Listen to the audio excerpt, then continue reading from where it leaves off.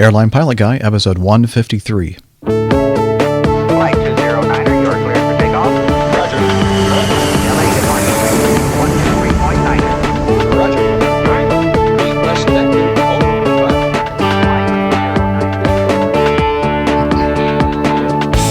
Hello, you're listening to the Airline Pilot Guy Show, the view from my side of the cockpit door. I'm Captain Jeff, your host, broadcasting live from Studio 1A in the APG headquarters building in a northern Atlanta suburb. In this episode, tweeted bomb threats, drones or UAVs crashing into the Whitehouse lawn, lipstick knives, electronic cigarettes, and more. So get all settled in. Tray tables and seat backs in their upright and lock positions, electronic devices powered on. Flight 153 is ready for pushback.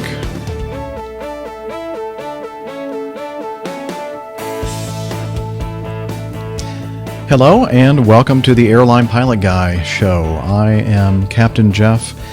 I am a captain for a major legacy airline here in the United States of America.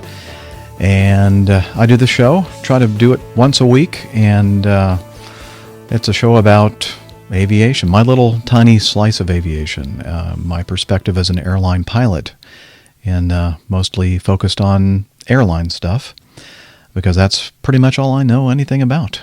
And do a little bit of news and lots of answering your feedback, your questions. So, now, the last episode, by the way, I got a lot of nice positive feedback with having Dr. Steph as my co-pilot on the last show, and I hope to do more of that in the future. I know that it's kind of boring to hear me talking all the time. So anyway, thank you again, Dr. Steph, if you're listening, for joining me on the last episode. And on the last episode, speaking of, we had Dave from Toronto. He kind of gave us a little bit of a game to play. He sent us a photo of a rocking chair, a white rocking chair in front of what looks like a moving sidewalk, and then a plate glass in the background, and a window in the background. And he said, "Where is this?" And let's see, I think Dr. Steph thought it was Philadelphia. I guessed Charlotte, which I thought was kind of ironic, because that's where we were recording the show last week. And so I put it out there to you, my listeners, to take a look at the photo and see what you think. And so Ray Williams, my neighbor up in Alpharetta, came in and said, my guess would be Charlotte, North Carolina, Douglas International Airport. And then good friend Haig Martirosian down in Tampa says, the mystery photo of the white rocking chair that you talked about in Airline Pilot Guy episode 152 is easy to solve for those of us who have spent a lot of time connecting on U.S. Airways. It is CLT, Charlotte. For one thing, I've never seen white rockers elsewhere. For another, these are lined up in what is clearly the main concourse between the B and C gate piers, and they back directly onto the long moving sidewalks directly in front of the glass wall looking out onto the field. There are some plantings along that row, and the floor grates indicate that. I recall no rockers or planting in Philadelphia, which is the setting that Dr. Steph suggested. You said BDL2, not sure about that because I've spent little time there, but it just doesn't have the look. There's also a small bit of the lower aft fuselage of an aircraft at the left, so it would need to be on at one of the nearer C gates. That seems to be in the unrepainted U.S. Airways livery. Would that be the old un-American paint job? The location of the red stripe and the color values certainly match. Yeah, I agree, Haig. Those C gates are all U.S. Airways too, so it fits. And I have to say, the rockers are really comfortable. Gotta be CLT, no doubt. Haig Martirosian. And then Dave from Toronto writes in, he said, it's a Charlotte rocking chair. Good guess. And he says, I highly recommend the fried pickles at the barbecue joint in the food court at the Charlotte airport. Regards, Dave from Toronto. So thank you, Dave, for giving us some fun. Maybe we can do more of that kind of thing in the future. And congratulations to Ray Williams and Haig Martirosian. They both guessed correctly. And let's see, I had mentioned a while back that I had purchased the DVD called Flying the Feathered Edge. Oh, wait a minute. I forgot to move my plate that I was using for lunch. Hold on. And the DVD Flying the Feathered Edge, the Bob Hoover Project. And I finally got a chance to watch it a few days ago. And it is awesome. It's outstanding. I highly recommend it if you are into, biographies and learning about great aviators like Bob Hoover. A lot of stuff. This man is just amazing. A lot of things that he's experienced in his life. I highly recommend it. Beautiful footage. Harrison Ford and other notables in there are featured. So check it out. Flying the Feathered Edge, the Bob Hoover Project. And let's see. Oh, you know what I meant to do? I meant to hold up my coffee mug. I forgot to get my coffee mug. A beautiful coffee mug and some great coffee from our friend Bhavesh. And he came with his wife to the United States, flew into San Francisco, and then went up to Seattle. I think I mentioned it on one of the previous shows, but so he sent me a nice little goodie, and it was a great coffee. Thanks again, Bhavesh and Mrs. Bhavesh, for sending the wonderful Kenyan coffee. I'm not sure if I mentioned this at all either. Tim Van Ram sent me a book, and it's the author Ernest K. Gann, and the title is Band of Brothers. It's a novel. There's Ernest K. Gann on the back here if you're watching the video. And thank you, Tim, for the book. I have not started reading it yet, but I intend to soon. So I'm kind of getting all the gift giving out of the way. Thank you, everyone. And I didn't grab it, but Tim also sent me this little thing. Looks like a wooden nickel. And he said, Jeff, you had mentioned something about doing Airline Pilot Guy or Acme Airlines swag. Stuff we all get, or there are several different definitions of what swag means, but, he's talking about T-shirts, coffee mugs, that kind of thing. I definitely want to do that.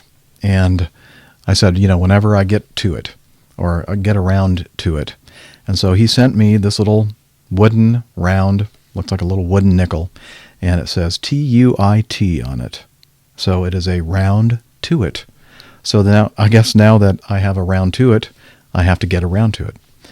So speaking of swag and Acme Airlines and Airline Pilot Guy gear, I met with Jim Mercado on a telephone conference, a Skype conference call last Friday, and we went over some design concepts. Jim, that's what he does for a living. His company is called SICEM, SIC-EM, I believe, .com. And he does design projects for like major corporations. And he asked me when I saw him in San Jose for the Airline Pilot Guy meetup in San Jose, hey, he said, would you mind if I played around a little bit with some, designs for some T-shirts and coffee mugs and that kind of thing with the Acme logo? And I said, yeah, that'd be great. So he did, and spent a lot of time, I could tell, on it. And he presented it to me, as I just said, on Friday. And I'm very excited about it. I can't wait for you to see one or more of the designs that he came up with. And I hope to, sometime soon, I already have around to it. I hope to get around to it, printing some T-shirts and coffee mugs that will be available, not for sale, but for a donation, because I am not a business. So I cannot sell you things like that, but I can certainly charge you the cost of my production. How about that? And by the way, it will be my production. I'll be making the screens. I'll be doing the screen printing myself. So it's just something that I'm making in my studio here. I'm not a for-profit business, that's for sure. So Anyway, stay tuned for that in the future. And thanks again, Jim, for your awesome design. Maybe I'll put one or two of the designs in the show notes. So check it out. Now it means it is time for this. The Coffee Fund. Johnny, how much more coffee? No thanks. Speaking of donations, by the way, this is the Java Jive sung by the Ink Spots in 1940. And the Coffee Fund is a fund that a mechanism that I have for you to get more involved in the production of the Airline Pilot Guy show. I do have costs, hosting costs, website hosting, media servers, etc. I do drink a lot of coffee. And anyway, if you want to check out the Coffee Fund, head over to airlinepilotguy.com/coffee. And several of you have since the last episode. Let's see, we have David DeGenero, Christopher Revedal, not sure about that, David Bench, James Taylor, Matthew Key, Steve Trumbull. I have Mike Rogers, Gregory Dubin, someone from Mickelson Diamonds, and Larry James. And they all use the classic Coffee Fund mechanism via PayPal. And since the last time, we also have a couple new patrons, patreon.com. And those would be Warwick Pye and Simon Newton. So again, check out airlinepilotguy.com/coffee to find out more about the Airline Pilot Guy Coffee Fund. I love the Java Jive and it loves me. Coffee and the tea and the Java. I love the Java and the Java Jive. So thanks again to all of you for your generous contributions. And now it's time for the news.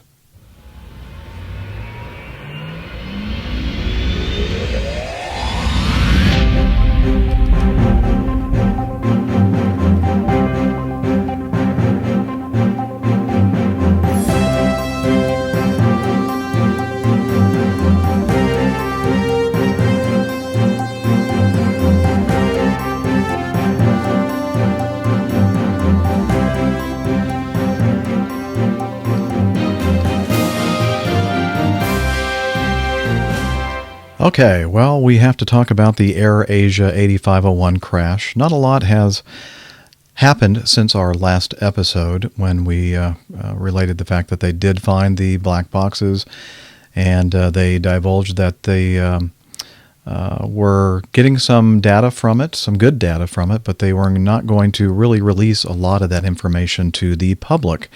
In fact, Indonesia will not publicly release the results of a preliminary investigation into the 28 December 2014 crash. A preliminary report will be produced by late January. We're in late January right now, aren't we? 30 days after the crash, but widespread media reports cite the chairman of the National Transportation Safety Committee as saying that it will not be exposed to the public. This is for the consumption of those countries that are involved, he said. His comments also indicate that the report will not contain any analysis about the crash of Flight QZ-8501, which claimed the lives of 162 passengers and crew. And the only thing that I saw was this little blurb. A crash investigator who wished to remain anonymous said that recordings from the black box in the plane's cockpit revealed several alarms were screaming at the time the pilots were trying to recover and stabilize the plane, including an alarm that indicated that the aircraft was stalling. The investigator from Indonesia's National Transportation Safety Committee told AFP the pilots' voices were drowned out by the sound of the alarms, which were going off for some time.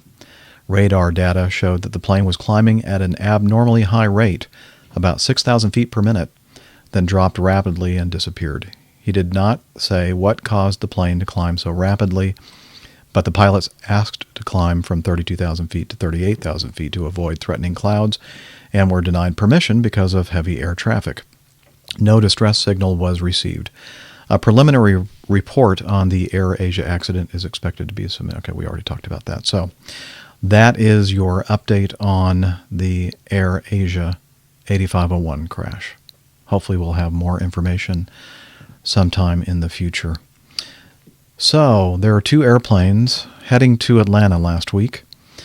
One, a Delta Airlines flight 1156 from Portland, Oregon, and a Southwest Airlines flight 2462 arriving from Milwaukee. And they received some bomb threats via Twitter, social media bomb threats. And let's see, a Delta spokesperson confirmed one of their planes was involved and that the aircraft was being inspected. 2 NORAD fighter jets escorted the planes as a precautionary measure. An FBI special agent said in Atlanta that both flights were safely on the ground. Earlier, airline officials received a bomb threat and precautions were taken to include the scrambling of military aircraft.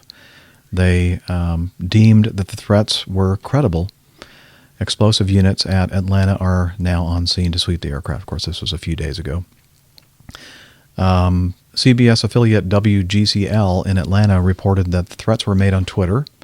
The first message sent to Delta at noon Eastern Standard Time.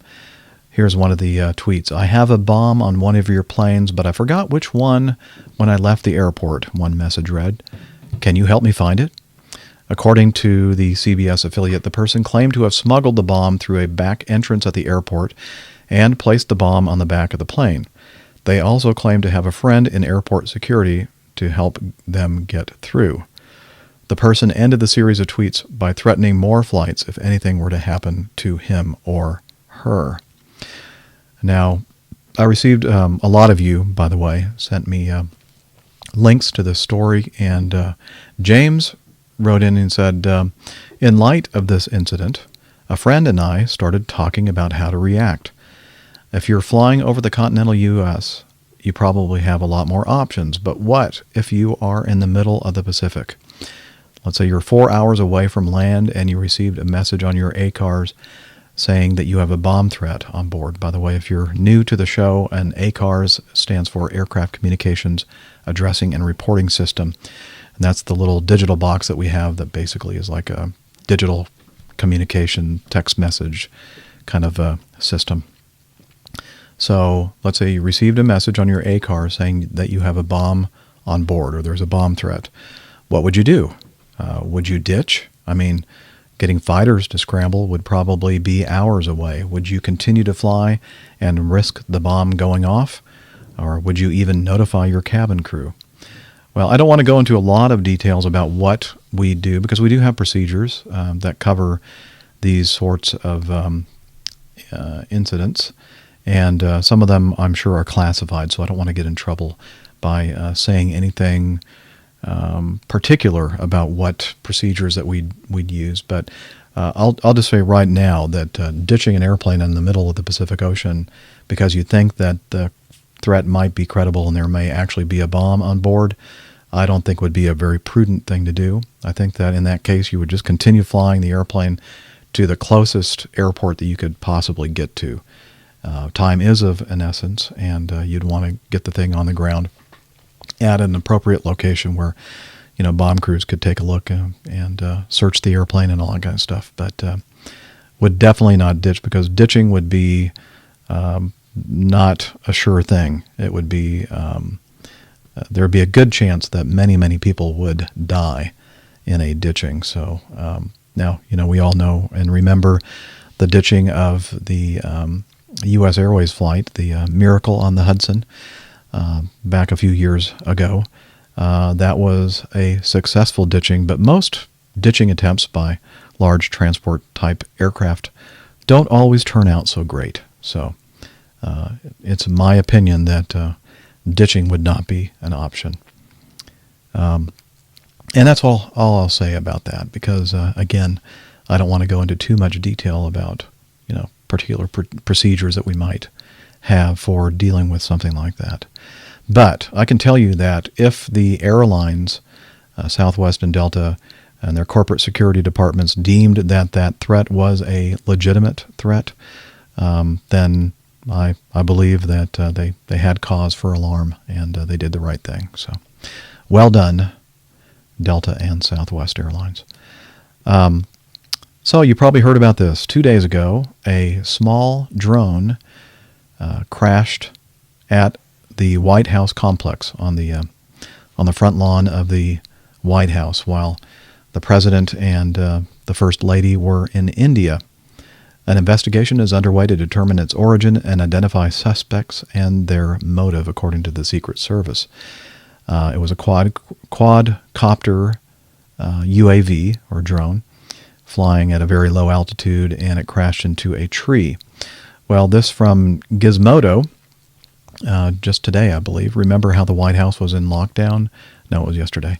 A couple of days ago, after a rogue DJI Phantom drone crashed into the lawn.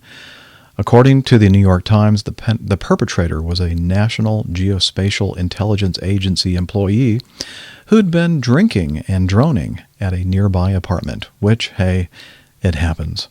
Our tipsy pilot decided to just sort of whistle and walk away from the incident, despite fearing that the drone had flown over the White House. After friends told him about news reports on the drone Monday morning, he decided to contact the authorities, the New York Times reported. The whole thing is particularly ironic, considering that the National Geospatial Intelligence Agency is tasked with collecting and analyzing intelligence for the Department of Defense, among other U.S. agencies. The sorts of intelligence one might gather using, say, drones, for instance. And before I go on talking more about drones and stuff, I just want you to know that I am not a drone hater. And I'm trying to find a sound effect that I had set up for this. Here we go. But I have to be me, and everyone can see your anger is misplaced. Your anger is misplaced. I'm going to tell you. Don't hate me because I get attention. Don't hate me because I get attention. Don't turn me into what I'm Don't turn me into what I'm not. I have to be me 24/7, and I ain't I am never gonna stop. No, no, no, No, don't hate me. I'm not a drone hater. no, no, no, no. All right. That is music, by the way, that's free from YouTube, Google, YouTube Audio Library or something like that. I like it, actually. Okay, so we have the drone crash, and we also have, before I move on to another incident involving a unmanned aerial system, UAV or drone, which most people like to refer to them, I'd like to go back and revisit one of my new patrons, and he's not expecting me to do this. In fact, he has not given me permission to do this, but I'm hoping that he will not mind. And it's one of my new patrons, Simon Newton. And Simon, I found out, did a little bit of research on. I like to find out about my APG community members and what they do, and why they have an interest in the Airline Pilot Guy community. And Simon has this very cool YouTube site. It's called On the Kitchen Table with Simon Newton, and it's about flying drones. And let you listen to a little bit of his introduction video on his YouTube site, his YouTube channel. Hello there. Welcome to my messy kitchen table. You're seeing this video because you're not currently subscribed to my channel, so I thought I'd just take a little amount of time to see if I could encourage you to subscribe. Tell you about what we do here. So my name's Simon. I haven't got years and years of experience flying RC quads. I don't have a fantastic workshop and tool bench with all sorts of exciting and exotic electronic devices. I have a kitchen table, a messy one at that, and I've been messing around with DJI quads for 8 or 9 months now, and the purpose of this channel is to show people that you don't need to be all of those things I just mentioned in order to enjoy this hobby and do some amazing things with it. You just need to have some patience and do a bit of research and have a kitchen table. So we look at product reviews, we have how-to videos, we have some hints and tips. We sometimes push away from the DJI product and look at some other things. We do kit reviews for accessories, and just generally try and have a bit of fun with it all. So if you're not looking for slick video presentation, if you're not looking for very fast-paced editing and a vastly experienced person talking jargon at you, then this could be the right place. So if you'd like to join us for more on the kitchen table videos and the odd glass of red or something else, then please subscribe, and I look forward to seeing you again soon here on the kitchen table. Cheers. Well, thank you. He has a nice glass of red wine or Bordeaux that he's drinking. And Simon, that's awesome. And love your channel. Need to talk to you about some things. You look like you really know what you're doing. I'm not a big, UAV kind of person. Remember, I'm not a drone hater, but I don't have a drone of my own, a UAV of my own. But this looks interesting, and I'm going to subscribe to your channel. And I recommend that the APG listeners check it out and subscribe as well. But anyway, so to tie all this in, I'm trying to tie it all in. We talked about the DJI Phantom. I'm having trouble with my mouth. Crashing into the Whitehouse lawn. And one of the most recent videos that was uploaded on Simon Newton's On the Kitchen Table channel is this. Breaking news. Oh, of course we have an ad. I have a great relationship with my dad. Oh, that's wonderful. He's been... I'll cut that out, I hope. Hello everyone, welcome back to the kitchen table. Just a quick audio only update really. DJI have just, in the last half an hour or so, bizarrely via the Wall Street Journal, even more bizarrely it's behind a paywall, so if you can't get hold of the paper version, then you've got to kind of subscribe.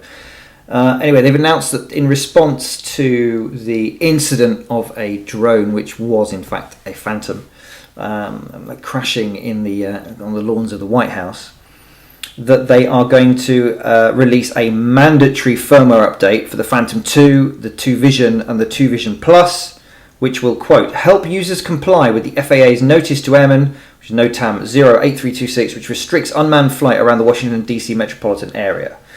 Firmware is 3.10 and it's coming in the next few days. Now this explains why we have the apps, but DJI have not even mentioned them on their website, or normally the app comes with a firmware update. Okay, if you want to learn more about the latest mandatory firmware update from DJI, head over to Simon Newton's great YouTube channel called, again, On the Table.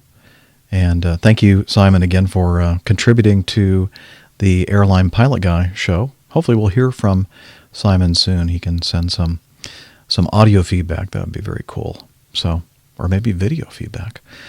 Okay, so moving on. And again, Simon, I apologize for not asking you if it would be okay for me to play a little snippet of your videos, but I'm sure you don't mind.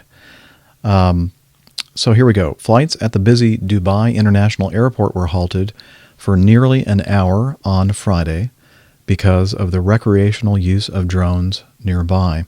The official WAM Emirates news agency writes, air traffic was halted in Dubai as a result of malpractices of some members of the public who flew recreational unmanned aerial vehicles. Hey, they didn't call them drones. Cool. In the air navigation passages of planes. Dubai air traffic was suspended from 3 p.m. until 3:55 p.m., so almost an hour, according to the report. Some inbound flights were diverted to Dubai's secondary Al Maktoum International Airport, according to the Emirates news agency.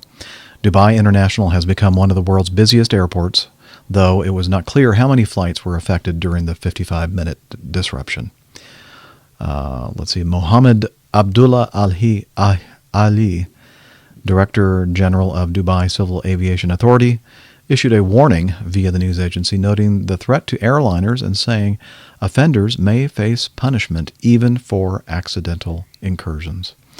These UAVs are strictly prohibited in Dubai airspace for any purpose without a prior permit from the Dubai Civil Aviation Authority, he said in a statement.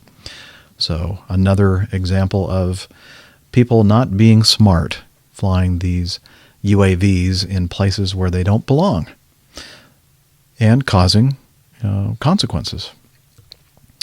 All right, let's move on to this fun piece of information from the TSA. In Milwaukee, the Transportation Safety Administration reported on Instagram on Tuesday, January 20th, that a lipstick knife was discovered in a carry-on bag at Mitchell International Airport. All knives are prohibited, but concealed knives can lead to fines and arrests. Okay, so that was kind of disturbing, I think, finding a what looks like a tube of lipstick, but you take the top off and it's like a 2-inch long knife blade. Not good. Speaking of more threats, the FAA warns of fire danger caused by e-cigarettes on planes. This is from the LA Times. Electronic cigarettes, the hip alternative to smoking to traditional tobacco cigarettes, may pose a fire hazard when they are put in checked luggage on planes. The Federal Aviation Administration has issued a warning to commercial airlines suggesting that they require passengers to put e-cigarettes in carry-on bags only. The ICAO, an agency of the United Nations, issued a similar recommendation in December. The FAA warning cited an incident in August at Boston's Logan Airport where an e-cigarette in a luggage cargo hold of a plane caused a fire that spurred an airplane evacuation on the tarmac. This month, an e-cigarette in a checked bag that had missed its flight from Los Angeles International Airport started a fire in the LAX baggage area. These incidents and several others occurring outside of air transportation have shown that e-cigarettes can overheat and cause fires when the heating element is accidentally activated or left on. If an e-cigarette causes a fire in a carry-on bag, the FAA said that the blaze could be extinguished faster than the same happening in the cargo hold. Airlines for America, the trade group for the nation's airlines, said in a statement that its members will closely review the FAA safety alert. So ALPA, the Airline Pilots Association here in the U.S., has responded to an FAA warning, citing, their response. It's a long-standing, ALPA has a long-standing vocal opposition to the carriage of lithium metal batteries, such as those contained in e-cigarettes in the aircraft cargo hold, and that the advisory statement didn't go far enough, arguing all lithium batteries should be banned from airline cargo holds.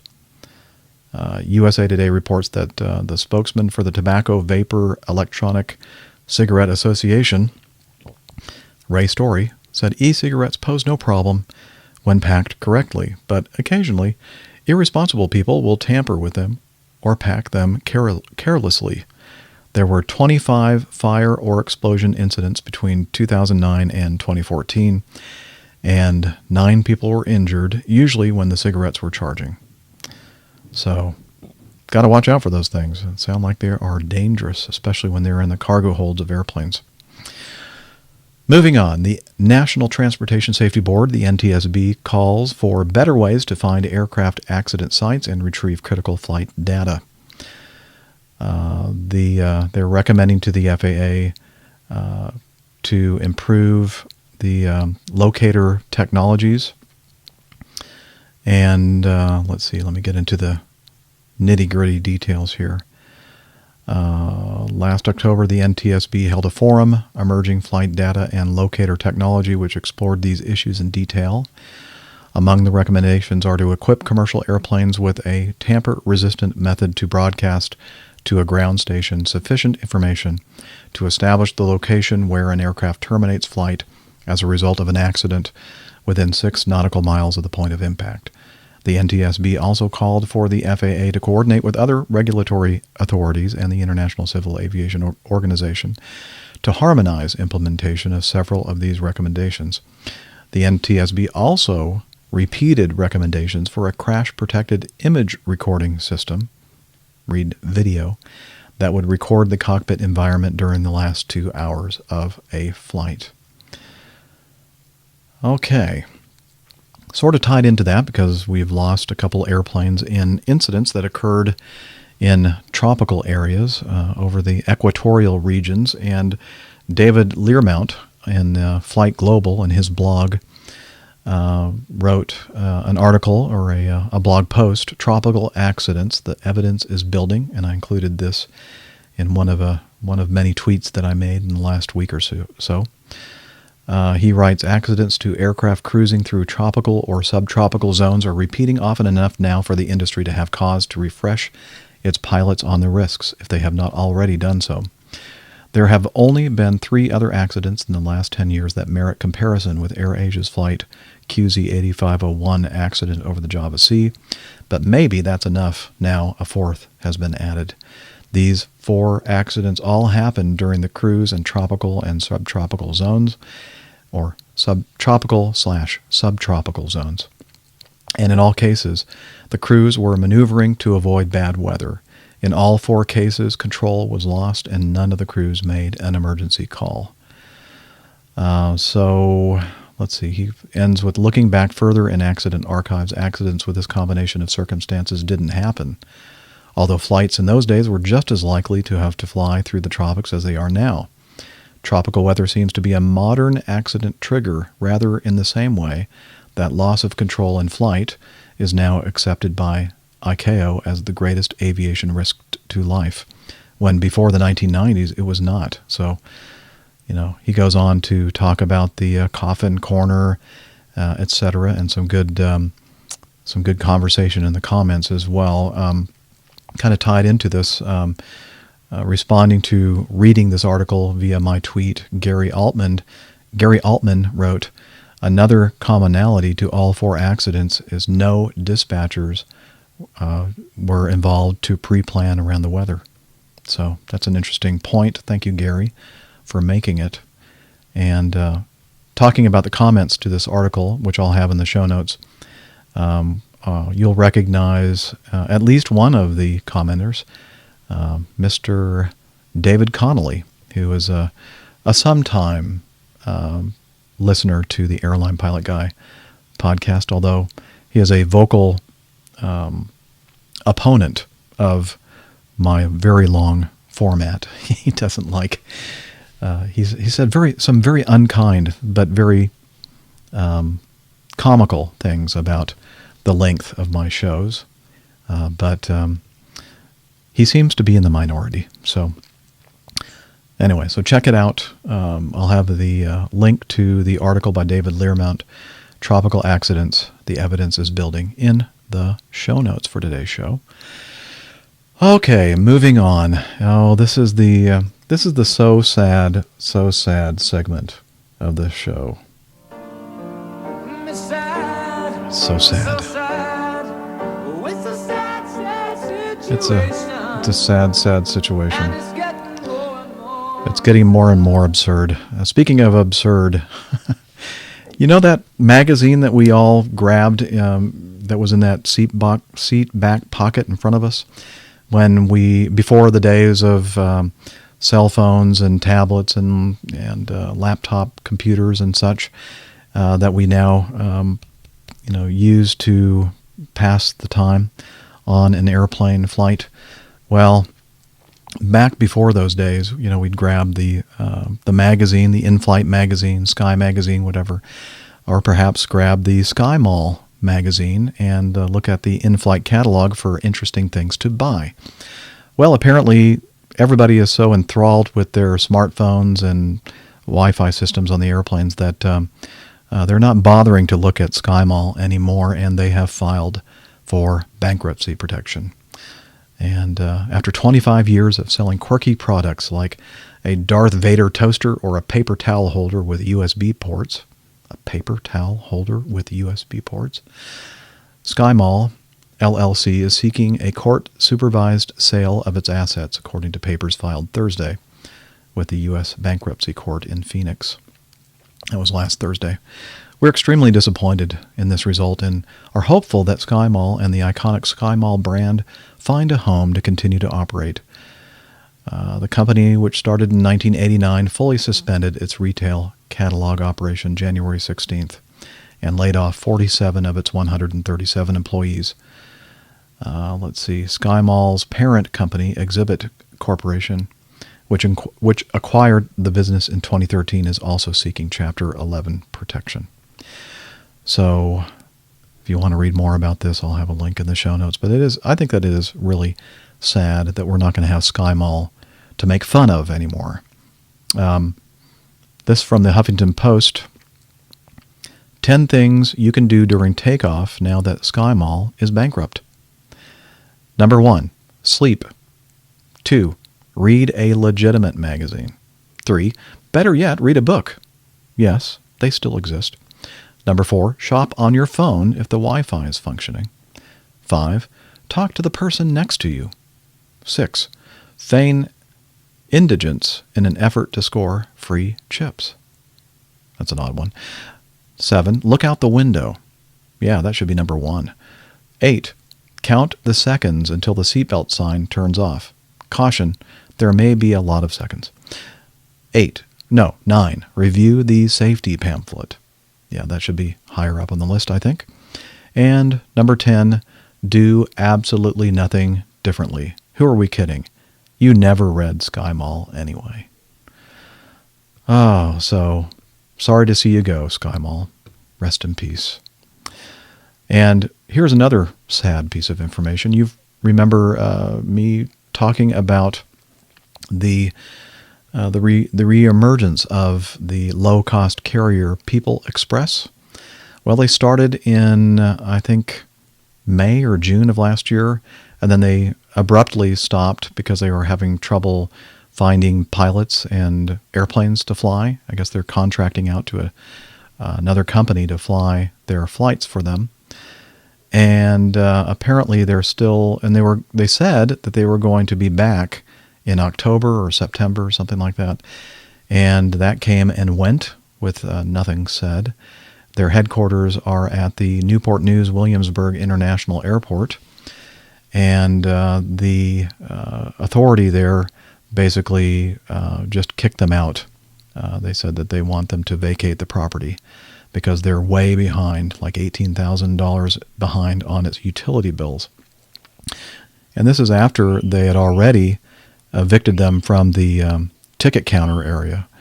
People Express owed more than $100,000 in airport fees that the carrier had already collected from passengers. So things are not going well for People Express, although a spokesperson said that they're still hopeful that they'll get the airline back on track sometime soon. So we'll see. And you can probably hear my bird, Cedric, upstairs above me.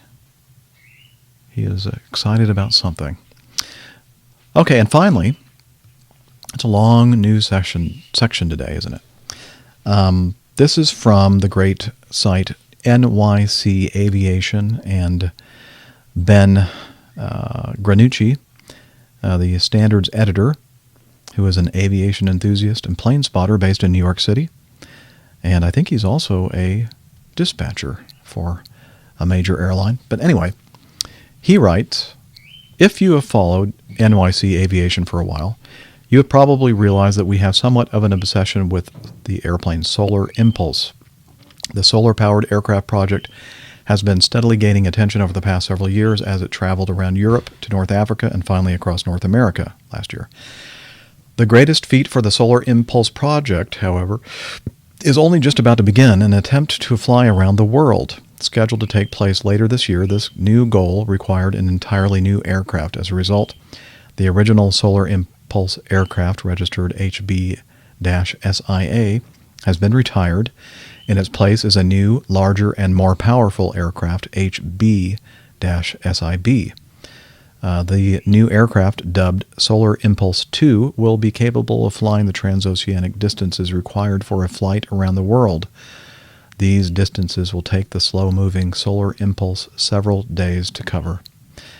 So, again, I'll put this blog post in the show notes if you want to read more details and see some great graphics about the planned routing of the flight. And some of these legs that they're going to have to fly are quite long. The first oceanic flight of the journey is a roughly 900-mile flight across the Gulf of Oman to Sardar, I can't pronounce that second word, in Ahmedabad, India. And then one of the segments, the very longest segment, will be the one to fly across the Pacific Ocean at 5,100 miles. And this thing does not fly very fast, so it's going to be a long journey. I think they said it would be something like 5 months long or something. I don't know. So we'll keep our eyes and ears open on developments on the Solar Impulse round-the-world flight. I think they're going to try to start it late next month or early March. So there you go. That is it for the news. And now it's time. Hold your ears.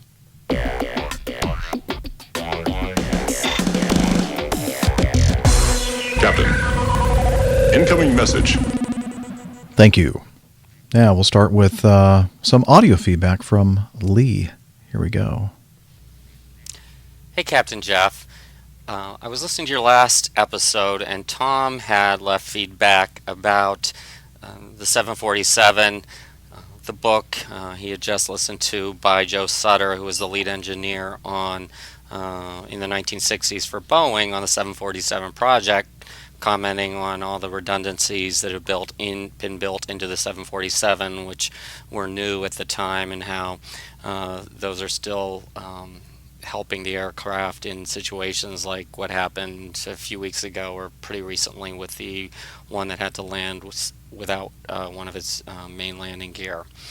So I coincidentally had also actually on Audible listened to the book just in December, and what struck me had to do with Boeing's supersonic transport, and I'd been meaning to leave some feedback because it seems to me a few episodes ago someone else had left feedback about wondering why we don't have all kinds of supersonic transports flying across the skies.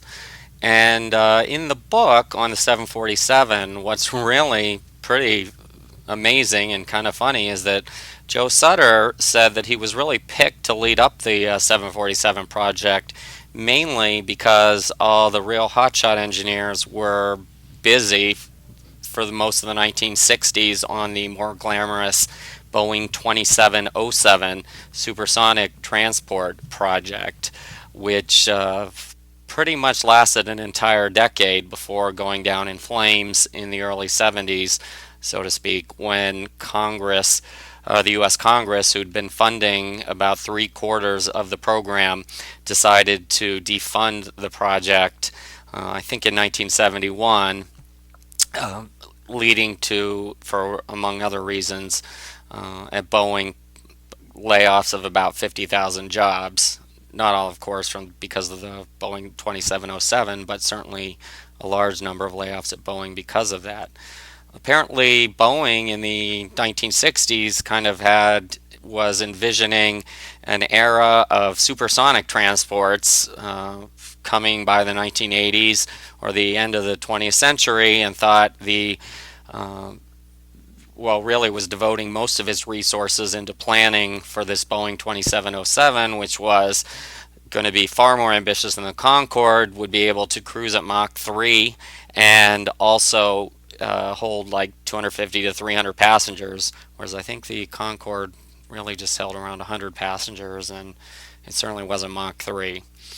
But at any rate, they kind of thought the 747 was just kind of a stopgap airplane that would kind of tide the airlines over until, all the new supersonic transports would be introduced.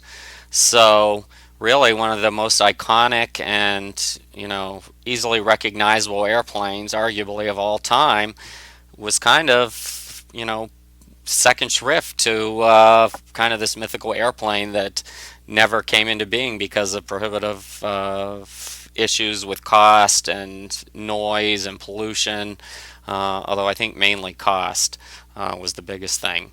So Joe Sutter probably had the last laugh on all his supposedly superior engineers at Boeing, because he went on to be the father of the most iconic airplane of all time, and the Boeing 2707, although I think they said they built 2 mock-ups of it.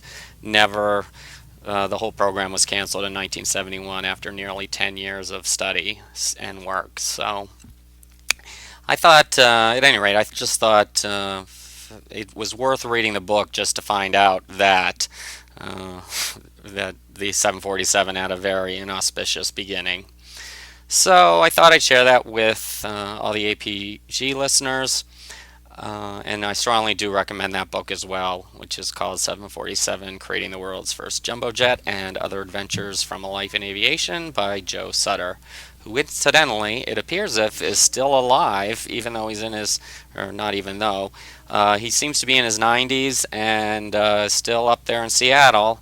And recently Boeing's named some facilities after him at their manufacturing complexes in Seattle. So I guess that's a nice note for him, a nice way to end his life. So at any rate, hope everyone found that interesting. I hope things have been going well for you with winter travel.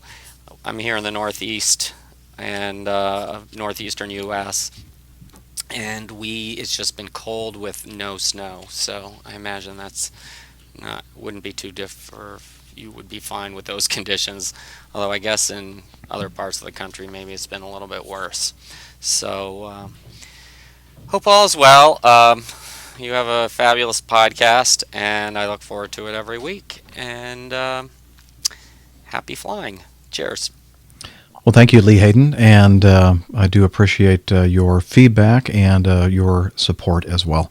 And so that's another great recommendation for Joe Sutter's book, 747, Creating the World's First Jumbo Jet and Other Adventures from a Life in Aviation. I think it's also an audiobook as well. I might just have to pick that up and listen to, I don't know who reads it, but so it sounds like Joe was working on the 747 when all the cool kids were working on that 2707 SST, but Joe had the final word, as you say. So thanks again, Lee, for your feedback. Do appreciate it. Nick Carson writes, "Hi again, Captain Jeff. Here are some questions for you from my last long-winded feedback.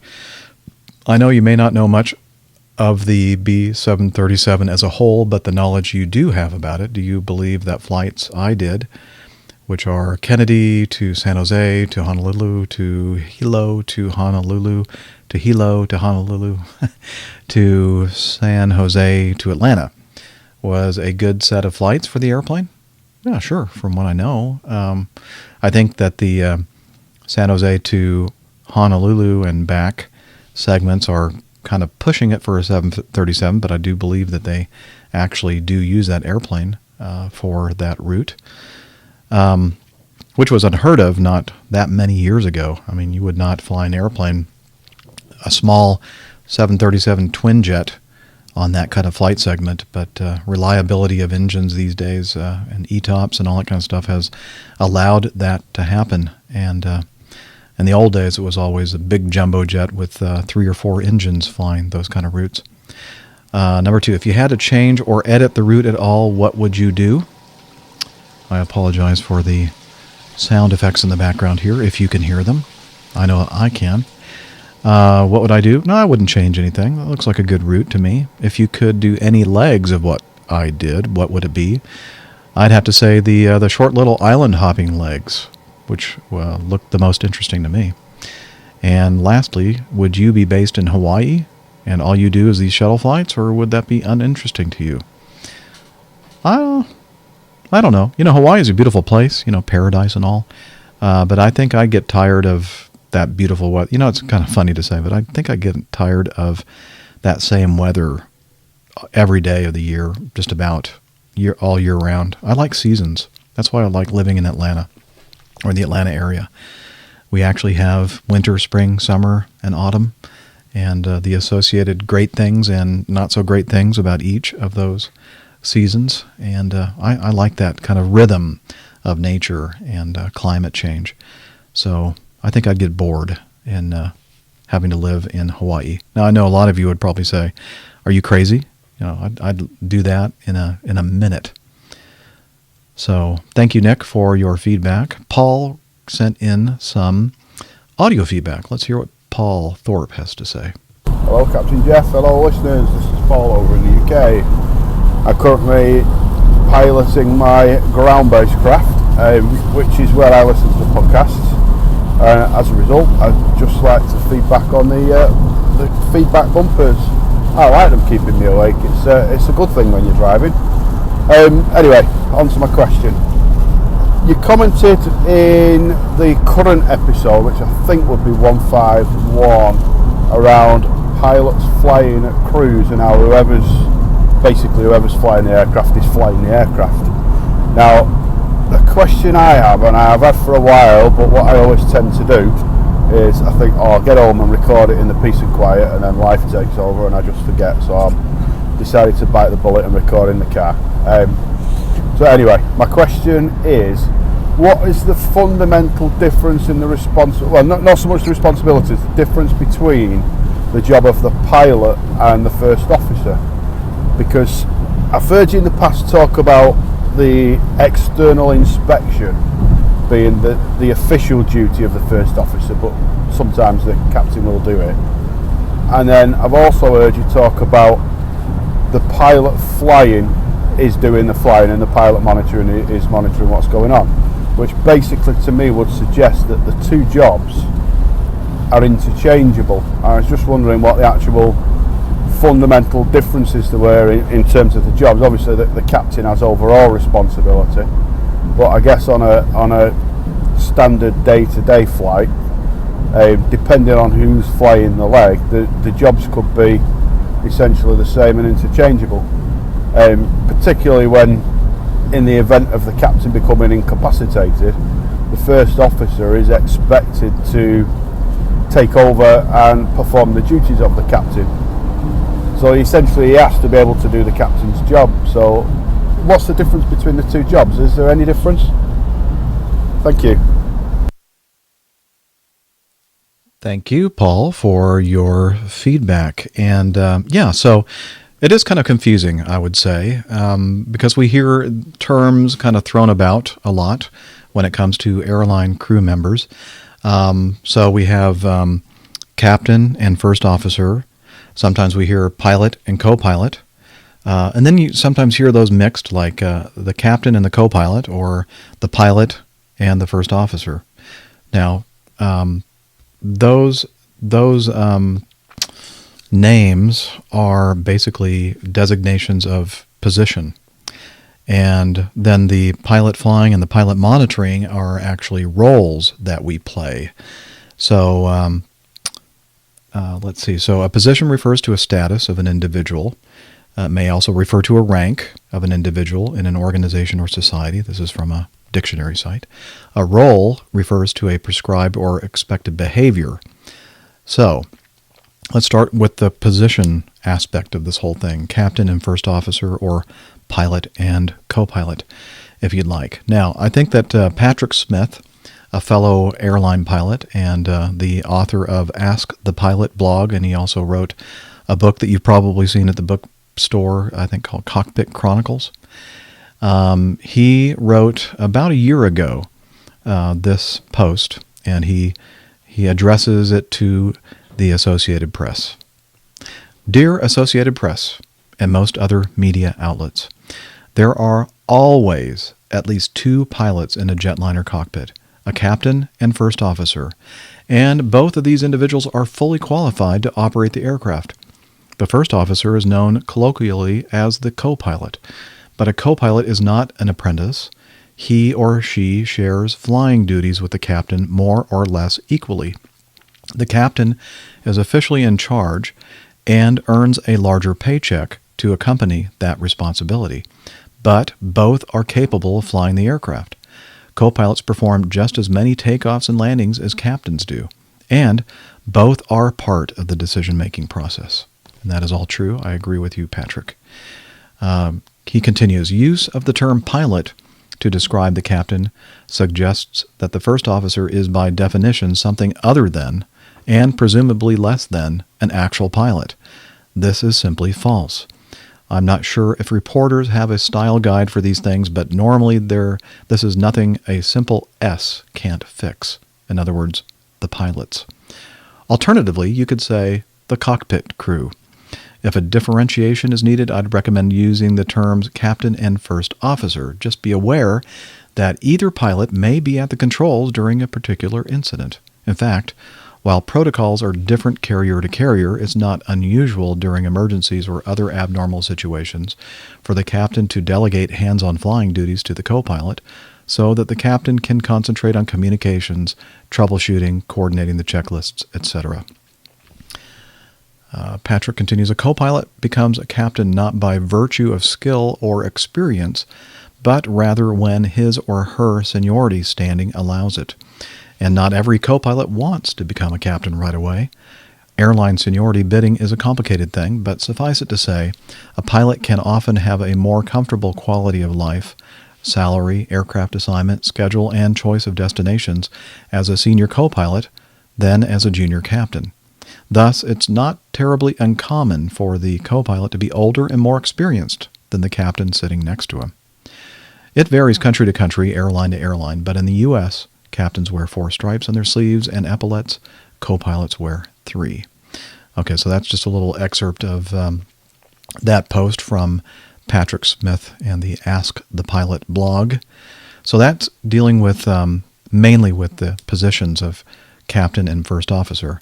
Now, the role, as far as pilot flying and pilot monitoring, or we abbreviate it PF or PM, can be played or exercised by either captain or first officer. And so what we do normally is alternate, or sometimes if you're flying an airplane, as I do, where you're going in and out of a certain hub city like Atlanta or New York or whatever, you may choose to do pairs. Like, for instance, I'll do this a lot. If we're flying a trip where you go from Atlanta to New York and then back to Atlanta and then to Kansas City for an overnight, and then the next day Kansas City back to Atlanta and then to Memphis and then back to, that kind of thing.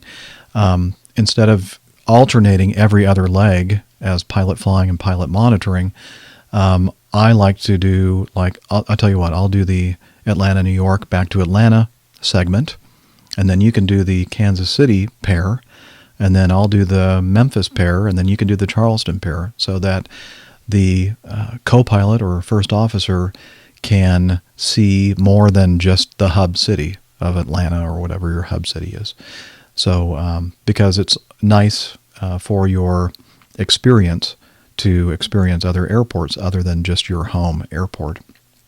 So when it's my leg, I am the pilot flying. My co-pilot would be the pilot monitoring. And these roles have certain responsibilities and obligations, etc. Generally, the pilot flying does the loading of the flight management system and flies the airplane. And the pilot monitoring kind of backs up and double checks the routing and other items that we put in the flight management computer, and also talks on the radio while the other pilot flies. And there are all kinds of roles that are kind of interchangeable there, and it varies from airline to airline and country to country, but that's generally the gist of how it works. Now, there are some things that are always assigned to a certain crew member, such as in most of the airplanes that we fly at Acme, the taxiing on the ground is the responsibility of the captain. mainly because most of the airplanes that we fly at Acme only have the steering, the nose wheel steering tiller or steering wheel on the left side of the cockpit where the captain sits. So it would be difficult for the first officer to taxi the airplane. Now, there are some airplanes out there that have steering tillers or steering devices on their side, on the first officer's side as well. But in most cases, it's only on the captain's side.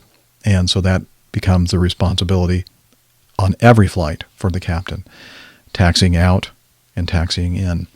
And likewise, in those situations, the first officer is always the one communicating to ground control or using communicating via the radio on the ground. So whether it was the first officer's leg or not, as you're taxiing out, he is talking on the radio. And when you're taxiing in, he or she is talking on the radio. Again, that could vary, based on different airlines and such. Like, for instance, Paul, the example that you used about, at least at Acme Airlines, the responsibility of the first officer is to do the external pre-flight inspection, the walk-around. That doesn't mean that the captain can't say, like myself, that, hey, it's a beautiful day, it's your leg, I'm going to go ahead and go outside and do the walk-around. So I can do that if I want to. But our book says that it is the first officer's responsibility to do that. So, but that, again, varies among airline to airline and country to country, most likely. So I hope that clarifies and it didn't muddy the water or muddy the matter on the difference between positions and roles that we exercise as pilots, because we're all pilots. So probably the best way to refer to the cockpit crew would be the captain and the first officer, and sometimes the second officer if there's a flight engineer position. And then pilot monitoring and pilot flying for whoever happens to be, doing that particular leg. If that did not sufficiently describe or answer your question, Paul, please feel free to follow up. All right, some more audio feedback. This from Bruce. Hi, Captain Jeff. This is Bruce from Eugene, Oregon again. Hey, first of all, I just wanted to mention, after trying to make a couple of bumpers for the feedback section, I realized it's really not that easy. And so maybe with the one you already have, the best thing to do is just to apply something that we'll call volume attenuation. And maybe if you're not playing it too loud, I can drift away in my restful slumber as I'm going to sleep when that comes on, and it won't jar me out of that blissful state.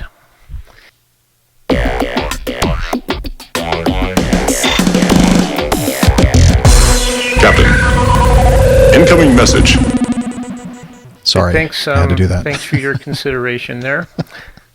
And the other thing I was going to ask you was, on the AirAsia, I've seen the new information that came out where they're saying it was climbing at 6,000 feet a minute right there at the end. I guess the question is, one of three things. You think he was trying to push it that hard right at the end to get over, some clouds or something right there at the end? Or was it a violent updraft? Maybe a combination of the two? And also, possibly, there was icing in those clouds. The pitot tube got plugged up like what happened on Flight 447. And then he was in a situation with all kinds of erratic readings and not able to figure out what to do to recover before they hit the ocean. Anyway, that you may have already covered, but I think like everyone else, we really appreciate your show and what you're doing. And so thanks for everything, and we'll talk to you next time. Well, Bruce, thank you for being such a good sport, again, with the whole feedback bumper thing. And we did have a lot of fun with it, but now, as he says in his post here, now let's see if we can put this issue to rest, so to speak. He doesn't see the humor in it anymore. So Bruce, Yeah, thanks for your comments about the AirAsia 8501. It's still a lot of speculation because we still have not been given the actual data from the flight data recorder or have been able to listen to the cockpit voice recorder as the public. And as I mentioned earlier in the show, we may never get to see it, or if we do, it's going to be probably quite some time. But I think it's fair to say that this incident or accident does bear quite a bit of resemblance to the Air France 447. I will say that when you get into some severe thunderstorm or convective activity, it is possible to experience some pretty violent updrafts and downdrafts. But 6,000 feet per minute, I think, just on its own, without any other action by the crew or the autopilot system, I think is very unlikely. I think it may be, as you suspect, maybe a combination of the two, a maneuver by the crew or autopilot system or demand by the crew, and then perhaps a pretty strong updraft. I don't know. It's all speculation, and I really hate to speculate because usually when I speculate on things, I'm wrong. So I'll refrain as best I can, but it certainly has the earmarks of the same type of situation that we saw with Air France 447. And again, please do read the aforementioned article by David Learmount from Flight Global, his blog. Again, I'll have that it should be in the show notes somewhere there in the news section. So, we'll just have to wait and see. Hopefully we'll get some more information about this flight sometime soon. Jorge in Mexico City writes, "Hello, Captain Jeff. I was reading some news on the internet this afternoon. I saw an article that does not surprise me, but certainly didn't see it coming. It turns out that our drug dealers just found a new way to send drugs from Tijuana, Mexico, to the United States. Yes, drones, UAVs. They pack them up and throw them to your side of the border. But this time they abused their little delivery system, or they abused it and it fell like a brick on a parking lot next to a mall. Just until this happened, Mexican authorities realized they needed to figure out some kind of regulation for this kind of aircraft. Seems like the drone problem is causing headaches all over the world and now helping drug dealers out. What's next?" Thank you, Jorge, for your comments. And he has a picture of this drone with its package of illicit narcotics strapped to it and spewed all over the parking lot. Coasty Jim, he calls himself. "First, I thoroughly enjoyed the podcast. Thanks so much. It was recommended to me a couple of months ago by a good friend, and I've stayed up to date since, although I think I'm a little late to the game to go back and listen to all of them." Yeah, don't bother, Coasty. Just keep listening from here on. As for my question, if you've addressed it before and I've missed it, my apologies, and I have. But I was wondering if you could speak how the airline pilot career has been for your family life. As a military pilot with about 8 years of active duty, the airline route is always one of the options that I've considered pursuing after my commitment is up. But the biggest deterrent to me has been what I understand as a lot of time away from home in large chunks. I have a 1-year-old little girl, and Lord willing, my wife and I hope to have more children, and spending 4 to 5 days or more away from home and family at a time seems like quite a strain on my wife and home life in general. Listening to your podcast, you certainly seem to be a dedicated husband and father, and I was wondering how that schedule has impacted your family life over the years. Could you speak to how your wife felt about it, especially raising young children? I assume it was worse when you were junior with much less seniority than you have now. Has that gotten easier? Does the time spent at home far outweigh the cost of time spent away, in your opinion? Or has this not really ever been an issue for your family? Thank you for your thoughts. I look forward to hearing your opinion and experience. God bless. Coasty Jim in Falmouth, Mass. I hope that you're digging out from the snow. And by the way, the first feedback person, Lee, mentioned in his feedback, because he sent it to me more than a week ago. He sent it to me like 9 days ago, and he said that they had yet to have any snow in the Northeast. I'll bet he has some snow now. They just had that big blizzard that hit New England the last couple days. Anyway, so I have addressed this in the past, but it always bears repeating. The lifestyle of an airline pilot is pretty variable. It is possible, although it's difficult to do when you first start off flying, but it is possible that you can fly trips that don't go overnight. You just fly day-long trips, although they don't really have a lot of them at Acme Airlines these days. It's mostly 3-day trips, but there are a couple 1- and 2-day trips, so you'll be away from your family perhaps just for the day or overnight.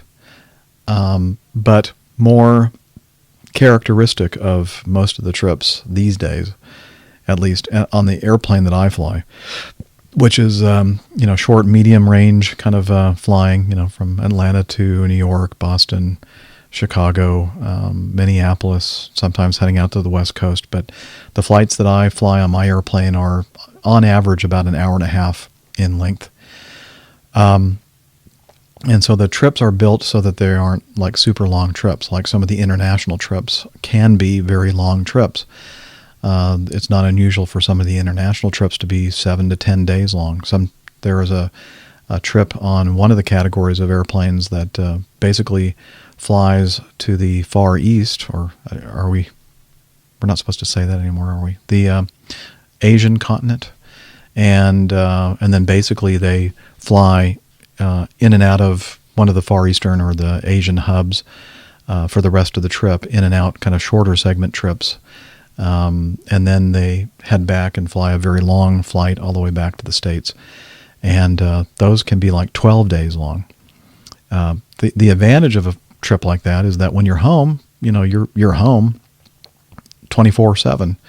And probably going to be home for the rest of the month. So if you've just flown 12 days, you're going to have probably the next 18 days or more off. So that's, some people would consider an advantage to that kind of flying. The kind of flying that I do is basically a 3 or 4 day trip every week, and I'm senior enough to have my weekends off. There's so many variables with this, really, honestly. It depends on the airline. It depends on the type of airplanes that the airline's flying. It depends on your seniority within that airline. But if there's a will, there's a way. You can make it happen so that you end up flying an airplane or a category where the trips are shorter, and you kind of arrange your schedule as best you can, depending on your seniority, to be home as much as you can. But I think the key thing, at least for me, and this is anecdotal experience, is it depends on your wife. You asked, what my wife thought about all this, and my wife is very independent. I mean, I was in the Air Force before I got into the airlines, and I flew basically airline-type flying when I was in the military, when I was flying the C-141. And those trips were on average about 5 to 7 days long. We flew out to the Pacific. So she learned right off the bat how to fend for herself, and she has always been a very independently minded person anyway. Like, you don't need to do that for me. I can do it myself. So she's very strong-willed in that way. Which is an asset for being the spouse of somebody who has the kind of job that I have. So that's one thing. If your wife is or your spouse is very dependent upon you to do a lot of the things, or can't live without you for a few days at a time, then I'd say, I don't know, maybe the airline pilot lifestyle is not for you and your family. The other thing is that when you are home from a trip, make that time at home count for something. So if your wife has been doing absolutely everything, which you'll have to do while you're gone, then step it up and do some things like help make dinner, take over the driving duties. That's what I did a lot when my kids were younger. I knew that my wife was the one that was driving, all across town and for all the extracurricular activities and everything. And I basically said, okay, I got it. You concentrate on whatever you need to concentrate, which is a lot. and I'll be at least the chauffeur, and I'll do as much as I can. So, again, those roles vary amongst individual families, and they're everybody's a little bit different. But the thing that I was always amazed by, in a negative way, was some of these old school guys that I was flying with when I was a second officer and a first officer, and listening to some of these captains who are gone for most of the week, and then they come home, and then they are gone from their families a lot of time playing golf and doing all these other things. I'm thinking, wow, don't you want to try to help with things around the house, So I think that's the wrong way to do it, and I think that and I hate to use the term quality time, but if you don't have the quantity of time at home, make it quality time. And that would be my recommendation. But again, there are so many variables, Jim, that I really can't say, oh yeah, this is going to work for you and your particular family situation, or it's not going to work for you and your particular family situation. And finally, regarding family life and this kind of career, I would be fooling myself if I said that it didn't have some effect on things in my own family. And, I wish that I had been able to be home for every birthday and every holiday. But when I was younger and less senior, I many times wasn't. And I'm not sure exactly how that's going to impact our relationships with each other as time goes on. I just hope that, everything works out. But I'm sure that it's not all good. And so, sometimes you have to take the bad with the good.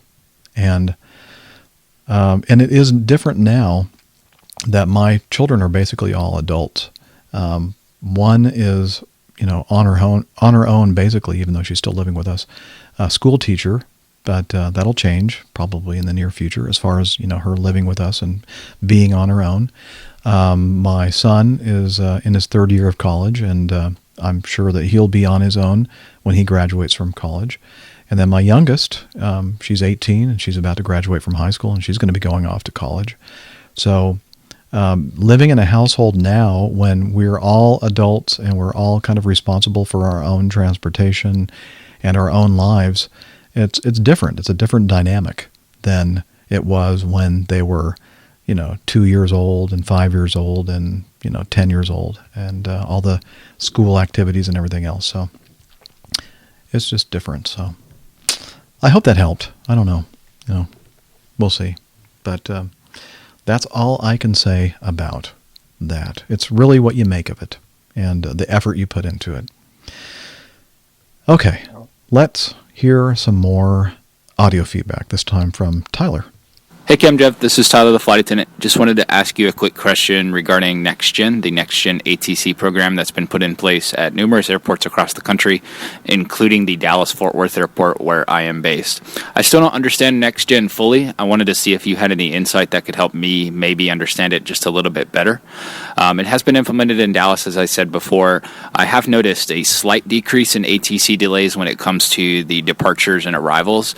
Sometimes, actually a lot of times in the past, we would have to do holding patterns on our way into Dallas at certain times of the day, or maybe when we leave the gate, there was a lot of delay getting out to the runway, or when they changed runways, there was quite a lot of ATC delay that would cause us to run behind schedule a little bit in Dallas. But as of late, I haven't had any of those past problems, so I wonder if that was contributed to NextGen at all on the ground, or if NextGen was strictly just in the air. But anyways, just wanted to see if you could help me maybe understand NextGen a little bit, what your experiences with NextGen have been, and if you have any cool insight on that as an airline pilot. I really appreciate your help. Love the show as usual. Hope to hear from you soon. Have a great rest of your day. Thanks, buddy. Well, thank you, Tyler. And how about right now? You're here for me. Thank you for taking the time to send in the audio feedback. It's always appreciated. Okay, NextGen. NextGen promises less congestion and smoother flows of traffic, etc. As far as your anecdotal experience as far as in the past few years where it seems like there are fewer gate holds and less holding, etc. I think that you could probably, maybe a small amount of that would be due to some of the very initial steps of the implementation of NextGen. I think really it has more to do, before anybody was ever using the term NextGen, they started, I'm not sure exactly how many years ago, but probably at least 5 years ago, 5 to 10 years ago, started really focusing on national flow control. And I forgot the exact name for, and I know there are a lot of controllers out there listening and FAA people going, you're probably screaming at me right now with the actual name of this component of the National Airspace System. But basically, in the old days, it's like, if you're going to fly a bunch of flights from one place to another and just, okay, go. And then if the weather was bad or whatever, then, deal with it when you get there. And usually that meant, airplanes stacked in holding patterns and having to divert when they run out of their fuel or, necessary fuel or bingo fuel. They get to that and then they go to somewhere else. And then you have all the disruptions of that. And so finally somebody went, what if we tried to meter the flow of traffic a little bit better on a national scale? Take a couple steps back, look at this big giant picture, and try to maybe delay somebody's takeoff from an airport, keep them at the gate or perhaps short of the runway for a certain amount of time to facilitate better even flow of traffic so that when they get to the destination, even if there is weather hampering the operation or the rate of landings and takeoffs, that they will still be able to fit in with a minimum disruption of their flight, and it would essentially eliminate the need to have all these holding patterns and that kind of thing. And it's worked really, really well. Again, I don't know if you could definitely say that is next gen. Maybe that would be some kind of a component or pre-next gen or a precursor to next generation operations. But that's been a significant improvement. I mean, it was, 10 years ago, 15 years ago and more, it was just not unusual that you would, every trip that you'd be on, you'd probably be in a holding pattern for 10 or 15 minutes at least a couple times during your trip during that week. And especially in the summertime, when you have, or spring, summer, early fall, when you have a lot of convective activity. And things have really changed for the better recently in the last several years where, you have that ground delay program in effect, you have a flow control program, you have ground stops, etc. Basically, those are three things, and it might be worth just talking about it right now. So whether you're a pilot, and if you're a pilot, you probably already know this, but if you're a frequent flyer, sometimes you'll hear the pilot come on and say, or the gate agent will say, that we are in ground stop, or we are experiencing a ground delay program between Atlanta and New York, or New York has a ground delay program. Or you may hear us say, we're going to pull off to the side here, we're going to be waiting for the next 5 minutes or so for a flow control time. And they all basically have the same net effect, which is to either delay and or stop flying going into or out of a particular airport. The most severe, and when you have the most severe weather situations, are ground stops. Basically, the National Airspace System manager says, you know what, we can't handle any air traffic at all going into this airport. So we are now on a ground stop. And sometimes that ground stop only applies to certain radiuses away from the airport. So there might be, they have these concentric rings, and if a flight is going from, let's say, San Francisco to New York, they may not be affected by the ground stop. Or the ground delay program, where they're delaying flights from taking off at their destination origination airports, so that they're not all there at the same time and all bottled up because of the adverse weather conditions at the destination airport. They would use that ground delay program, and sometimes the ground delay programs only affects aircraft or flights within a certain radius, or like a close proximity to that airport. So it's not unusual, let's say, for a flight from Atlanta to Charlotte to be affected by a ground delay program, but a flight that's coming in from Chicago or Seattle to Charlotte is not. Again, they have various degrees of ground delays. By the way, write this down. I'll put this in the show notes if I remember to do it. There's a great website, and I usually tell my passengers to go there if we have connectivity. It's fly.faa.gov/OIS. Now, if you just go to the fly.faa.gov site, then it gives you a graphic and little, colors from the various airports, but it doesn't give you a lot of detailed information. If you go to the don't put a www in there, just put fly.faa.gov/OIS. And when you go to that page, you'll have a table, basically, that'll show you all the ground stops, ground delay programs for various airports and the reason why. And there are other links in there that you can click on to give you even more detailed information, like who it affects, the radius away from the airport, etc. And there's a lot of technical information in there that you may not understand as well, but at least when you hear your pilot on the PA saying, "Hey, our flight to LaGuardia is in ground delay," or they have a ground delay program at LaGuardia, or a ground stop program, you just pull out your smartphone or your tablet or whatever and just go to fly.faa.gov/OIS, and you'll see whether or not they're making it up or not. And guess what? They're not. So you can see that, oh yeah, look at that. For weather and winds, there's a delay program for operators out of this airspace, going to LaGuardia, and okay, well, I guess we just, have to wait until the conditions improve, etc. So, again, I'll try to remember to put that in the show notes, but it's a great site to point people to, so that they can tell that you're not making stuff up. So getting back to next gen, and you said, you're not really sure you understand exactly what's going on with that. And honestly, I'm not sure that I have a complete grasp of, the whole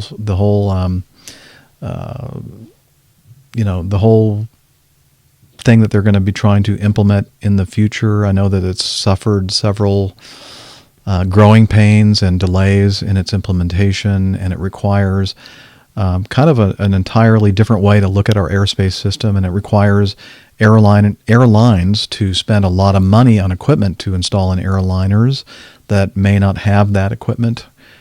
We are starting to see a lot of, for instance, the RNAV procedures, the area navigation procedures that we have in arrivals and departures out of a lot of airports, where not only do they have plotted tracks for us to fly, but they also have altitude restrictions and airspeed restrictions to kind of help cut down on the radio transmissions, and also to help meter traffic in a more uniform way. And so that's kind of the very first steps in this whole idea of a next-gen airspace system.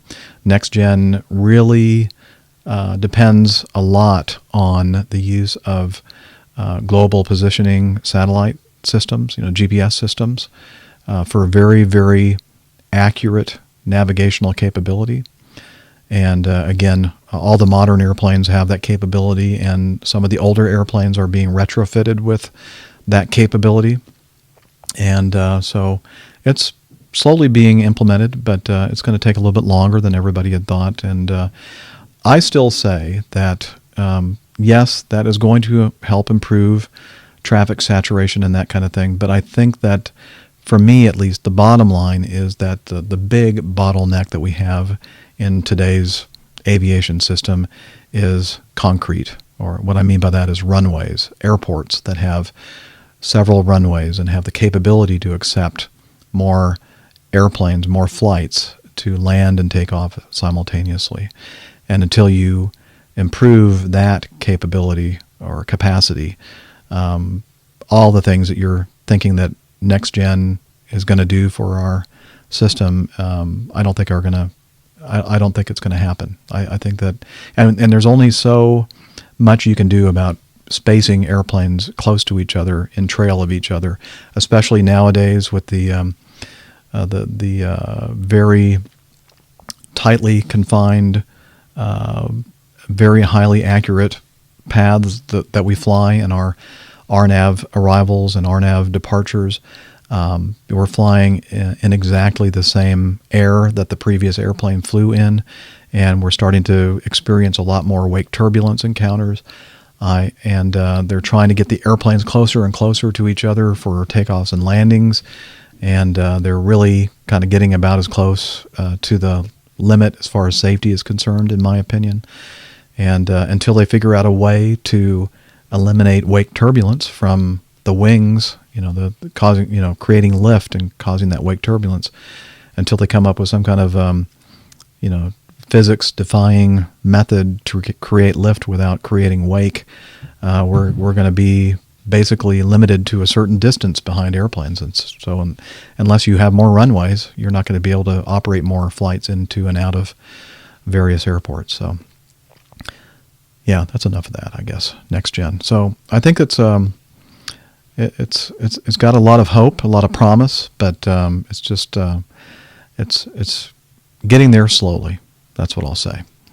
And I think that, again, Tyler, the things that you have been experiencing in the last several years have less to do with next gen implementation and more to do with something that they started doing, before next gen, which was the monitoring of the flow of traffic on a national scale, and trying to sequence traffic a little bit better as far as takeoffs and landings. Oh, I wish I had a glass of water or something, because my throat is getting a little parched. I guess I could pause, but I don't want to do that yet. Let's see. Ken. We haven't heard from Ken in a while, and he sent some voice feedback, and this one is on the long side, so maybe I'll be able to go and get a glass of water while Ken talks to you. Here we go. Hello, Captain Jeff. This is Ken, the first officer from Express. I was giving you a lot of feedback last year. I took a break for a while, but anyway, I'm back. I enjoyed the last couple of shows, and I just wanted to give you some feedback from the most recent one I just listened to, 149. You had a listener ask about anti-ice and any performance or advantages, disadvantages. I think it was Sport Pilot Dave who had asked you. And you gave some great feedback. Just wanted to add a couple things to that. He asked about performance penalties and just wanted to add definite yes. And again, I'm speaking mostly for bleed air systems, which I think is most conventional jets nowadays.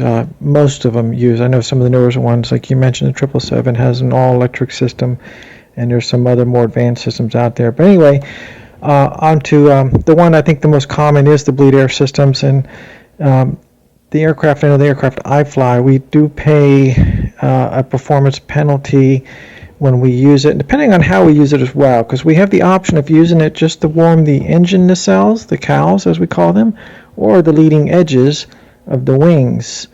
And just the cowls, we typically lose maybe 1 to 2% of N1 of our performance off the N1. And for those you non-aviation or general aviation types, or N1, I'm referring to the large fan blade in the front of the engine where most of our thrust comes from. If we have to warm the cowls and the leading edges of the wings, that can be maybe almost probably about a 4, or maybe almost up to 5% performance penalty off of our N1 performance. It is a significant performance, and so much so in the fact that there are sometimes a year when we don't have much performance to begin with. We jokingly refer to our anti-ice system as our anti-climb system, because you might not think we use, some folks might not think we use ice too much in the summertime, but up in the flight levels and we get into the clouds, it does require us to turn those systems on. And I know for the aircraft I fly, a lot of times, especially in the summer, with the higher temperatures aloft, and we're already at max weight anyway. We're pretty much given all the climb that we can get out of it a lot of times, and we have to turn on the anti-ice. On top of that, now we're going to lose additional performance off the N1 blades, and if we get that performance drop, a lot of times it means the end of our climb. Sometimes we have to tell ETC we're just going to level off and call it quits at that point, somewhere usually in the mid-20s at that point. But a lot of times it can be the anti-climb system in the summertime if we have to use it for an extended period of time. As far as the performance, I mentioned that Sport Pilot Dave had also asked about detection or automation on anti-ice systems. I know every aircraft's different. For the aircraft I fly, it is completely manual. Again, we can control whether we're going to select to warm the wings and the cowls or both, and the only automation we have per se is our ice detector. We do have an ice detector. It works very well. It works on a principle, I don't have the manual here, look it up, but I do remember basically it works on a principle of vibration. There's two small probes, just not maybe about a foot or two behind the pitot tubes that stick out on the side of the aircraft. And if I remember correctly, they're set to basically vibrate at a certain frequency. And if they start collecting ice, it'll change, I think, this set value which they're set to vibrate or operate. It's not a noticeable vibration. I mean, they just look like two probes sticking out, but if I remember correctly from reading their principle of operation. But once they collect the ice, it will immediately get a caution light in the cockpit, and at that point, it requires us to turn on our anti-ice systems, and it'll change from a caution to a status message, and it'll remain on until it no longer detects ice. The probes will automatically reset themselves. They work on a cycle. I don't remember what the time cycle is. It might be 30 seconds or 10 seconds or something like that. But they'll warm the probe up and melt the ice off, and then the heater shuts off, and it allows it to remain stagnant again. So it'll start collecting, and if it collects again, it just stays on until it goes through a few cycles with no collection, and then the status message will go away, and we can turn the ice systems back off. Just on the cows and wings, there are different performance criteria when we use both. Anytime we're in visible moisture and it's below 10 degrees Celsius, we're required to turn on the cows. And for those of you out there, we have two types of temperature in the airplane. And when I say below 10, I'm referring to what we call TAT and SAT. Our TAT is a measurement of the aircraft's skin, the actual temperature, and STAT is the actual outside air or static air temperature, and that's the actual temperature. We have both readouts in the cockpit, and anytime we have a TAT, which is I forget exactly what, a total air temperature is what it stands for, but that's the reading of the actual skin. And as you know, flying through the air creates friction, and the friction it creates actually warms up the temperature of the aircraft skin higher than the outside air temperature. So that's the temperature we go by for the anti-ice for activating the system. So anytime we have a aircraft skin temperature that goes below 10 degrees Celsius, we have to turn the cows on. And for the wings, it's below 5 degrees. Now, some of you might be asking, why is there a difference between the 5 and the 10 between the engine cowlings and the wings? And it's a good question. I wondered that too when I first learned the system, and the reason being is called for venturi effect, just like on venturi carburetors. As you know, anytime we have evaporation, you have a greater temperature drop.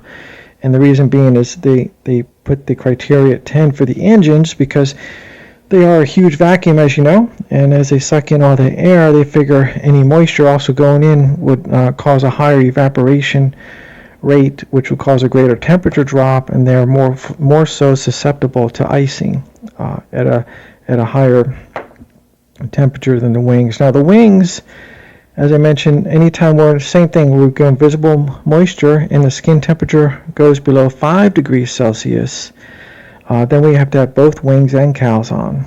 And there are some speeds related to this too, besides temperatures as well. Anytime we're in visible moisture and we go below 230 knots or below 230 knots, below 10 degrees C, then we have to have both wings and cows, regardless if the detector is on or not. we have to have both wings and cowls on. And again, I think it deals with a friction thing, because if we go above 230 knots and the ice detector is not on, then we can turn off the wings and just leave the cowls on. And we can leave it that way, which is then we're only losing a couple of percent performance for the cowls, which is good. And as long as we keep it above 230 knots, which usually below 10, that's a performance consideration. As soon as you get out in these smaller airports, we want to quickly get out of that Class D or E echo airspace so we can accelerate the 250 right away, so we can get the wings secured or get the wings off, so we can get as much performance back as we'd like. And let's see, temperature. And the one more temperature I'll throw out there is the minus 40 SAT, which is outside air, the total air. The static air. Up in the flight levels, if the temperature reads minus 40 Celsius or below or colder, then we can turn off all the icing, believe it or not. And I guess the thing is here that the ice particles are, I guess, so hard at this point that they don't stick to the aircraft. So that doesn't happen very often, but this time of year you do see it when you get up into the mid to low 30s in the flight levels. You might occasionally see a static air temperature outside that goes below minus 40, and then we can turn everything off at that point. Of course, unless we get the detector comes on. Anytime that detector comes on, everything has to go on, regardless. Let's see, I'll finish up with the detector. The other detector, I'll call it the Mark 1 eyeball. Anytime the detector goes off or we go in, as soon as we enter the clouds in icing conditions, one of the first things I notice I do in most other pilots, we always look at the windshield wiper arms. There's a little knuckle on the arm there with a cotter pin, and anytime you collect ice or the detector goes off, we're always looking at that. You can almost always see the ice. That's one of the first places it starts. You can see it instantly start to collect if you are in icing conditions and gathering ice, and it's easier for us to. We have a good view of it from where our seats are. Speaking of which, collected a pretty good amount of ice coming into Detroit. I think it was about 3 weeks ago. They leveled us off right at the tops of the clouds on an extended downwind, and we picked up quite a bit and I took some snaps of it as we got to the gate. Some of it had fallen off quite before I even got the pictures, but I'll share those pictures with you, Captain Jeff. You're welcome to share those if you'd like. But it shows where I'm talking about. There's a nice little mustache of ice all the way across the wiper arms. And even the winglets that I fly on the aircraft that I have collected quite a bit as well. The aircraft, I got to give Bombardier credit though, because I've actually seen worse. And the aircraft that I currently fly has excellent de-icing systems. I have a lot of confidence in it. Anytime we're in icing, that it's as long as we don't have any system discrepancies, that it works very well. So the only place it collects typically is the winglets and like the wiper arms. You'll see it build up sometimes. Let's see, aside from that, I guess that's about, the last thing I wanted to mention was the cloud tops. I remember this was a standard FAA question on the written exams. I forget which one, but it never really, I never gave it much thought until I started working in this business in the airline industry. And sure enough, that question holds a lot of truth, believe it or not. And the question was, where is ice most likely to occur or happen? And the answer was at the very tops of the clouds. And being in the airline industry, of course, we're always going through multiple layers. And almost, I would say, probably about 90% of the time, when we get the ice detector, we get the ding, it comes on. Within 60 seconds or a minute or less, we're coming through the top of a cloud layer. We break out on top, and sure enough, we had accumulated that ice right as we went through the top. Same thing on a descent, and I'm sure Captain Jeff, you would agree, or I'm sure you've noticed that as well. You can be in the clear, and as soon as you enter the clouds, I don't know if you have a detector or not in the aircraft you fly, but on ours, the detector goes off almost immediately as soon as we enter the clouds, especially this time of year. And those pictures I'm going to share with you, that's exactly what happened. Coming into Detroit, it was a clear, beautiful day, except for there was a low overcast, right? I think it was right around 4,000, and they leveled us off there for an extended downwind, and that's where we picked up all that ice in those pictures before we got into the airport. Well, Captain Jeff, that's all I got. I didn't babble on too long, so just wanted to add a little bit about the icing stuff for Sport Pilot Dave, and we'll talk to you later. Thanks, Captain Jeff. Have a good one. Bye. Well, thanks, Ken, and welcome back to the Airline Pilot Guy community. I know you've been there the whole time. You just haven't been sending me audio feedback. And man, you really saved it all up, didn't you? In fact, he sent me 2 other pieces of feedback, which we haven't heard yet.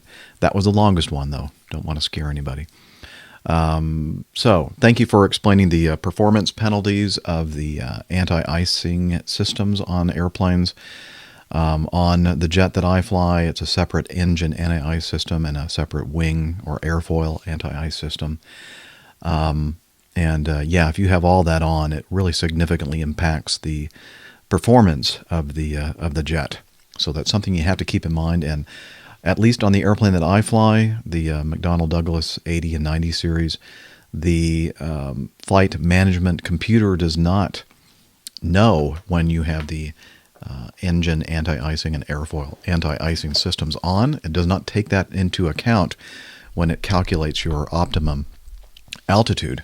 So you may actually be operating at a higher altitude than you should be due to the fact that you're operating the pneumatic engine and airfoil icing system. So that's something you have to keep in mind or bear in mind. And one of the clues that you might have as you level off and you get to you get to cruise altitude and you get to cruise power settings to keep you at the cruise speed, if you notice that the margin between where the power is set, either N1 settings or EPR settings, as in my case, and the maximum marking for the power at that altitude, and if you notice it's like very, very close together, that's a bad sign. That should be a red flag that you are operating in at an altitude that is not giving you a very large safety margin. So that should cause you to think, maybe we should look at our operational data manual or whatever the manual is that you use at your airline to see the exact performance and optimum altitudes and that kind of thing. Go in there and with your actual conditions and realize, we are probably about 4,000 feet higher than we should be with all this stuff on. So that's definitely something to keep in mind. And ice detectors. The airplane that I fly, Ken, does not have an ice detector. Our ice detectors are our, what'd you call it, the Mark V eyeball, to notice when we're collecting ice. Anytime we're in visible moisture or any clouds, and we notice that the temperature is below plus 10 TAT or RAT, we turn on our engine anti-icing systems because of the reason that you mentioned about the fact that it's a vacuum and Bernoulli's principle and whatever the laws are, that when you when the air is being sucked into the engine, even at higher than freezing temperatures, the effect of the vacuum sucking it into the engine does cause the water, the precipitation, or the moisture in the air to freeze, and that could affect your engines. So anytime that we see 10 degrees plus 10 or below, and we most of the airplanes that I've flown before the airplane I'm on now, we had kind of a lower limit, like as you I think mentioned, minus 40 degrees Celsius, and then you don't have to worry about it anymore after that. Not true with the airplane that I fly now. They don't state a low end. So anytime the temperature is below plus 10 degrees Celsius and there is visible moisture, we have to have the engine anti-icing on. And then we also look at our wiper blade. There's a nut on the wiper blade that we look at with a cotter pin, as you mentioned. And if you start seeing some ice crystals building up on that, or you start seeing it maybe in a corner of your forward windscreen, that's the clue that it's time now to turn on the airfoil anti-icing system, which is what it's called on the airplane that I fly, wing anti-ice. So, what else did you say? Oh yeah, in the summertime, a lot of people are are kind of amazed when they find that we use engine anti-icing and sometimes even airfoil anti-icing year-round, whether it's 90 to 100 degrees on the ground. If you're up high, the temperatures really drop pretty rapidly, and if you're in visible moisture, you could actually find yourself in icing conditions even in the summertime, even in the south. So that's something to keep in mind as well. And then your pictures that you sent, I'll put them, hopefully I'll remember to put these in the show notes, of the, quote, mustache. Did it remind you of me when you saw that mustache on the leading edges and other surfaces of your airplane? It's kind of a white mustache. Kind of does look like my stash. Okay, so thanks for that first piece of feedback, Ken. Let's hear what you have to say on feedback 2. Hello, Captain Jeff. This is Ken, the first officer from Express. Just wanted to add one more quick feedback. I'll try to keep this one a little bit shorter. On the same show, APG 149, you had a listener ask about a stuck throttle, if there was a procedure or checklist for it. I know every company's different. And I just wanted to add at the where I work, we actually had such an event occur not long after I started working there many years back. And they subsequently updated the company checklist, and we now have a checklist procedure for a stuck throttle event in our cockpit now. I don't remember exactly how it goes. I've never had it happen to me, but I also have to give credit to our training department. They do a pretty good job of incorporating line events into our annual training, and the stuck throttle was actually incorporated into one of a half dozen events random events that they could throw at us in our when we go in for our annual sim training or line checks in the sim. And I never got this particular scenario in the sim, but I talked to other crews that did get it.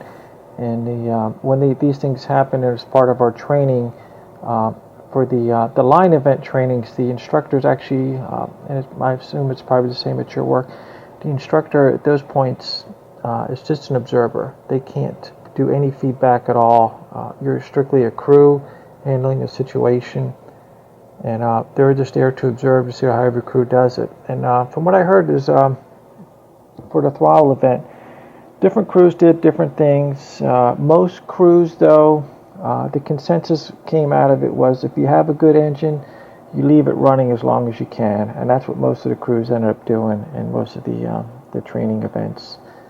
One of my buddies actually had it on part of his training event that year, and he was telling me, I thought his was pretty, he handled it pretty well, I thought, when he told me about how they dealt with the situation. He said that they decided to leave the engine running up till they got to 10,000 before they went below 10, and to even take it a step further, they ran through the entire engine shutdown checklist procedure for the stuck throttle all the way to the last couple of steps to actually securing the engine. They only had like a couple items. That way, when they went below 10, they didn't have to break the checklist. They already knew there was only 2 or 3 more items that they had to do to shut the engine down, and it was pretty much a non-event at that point. So it wasn't that big a deal. But yeah, a stuck throttle event, I guess it does happen. It can happen, or it does happen. It can happen. Hopefully it doesn't happen very often.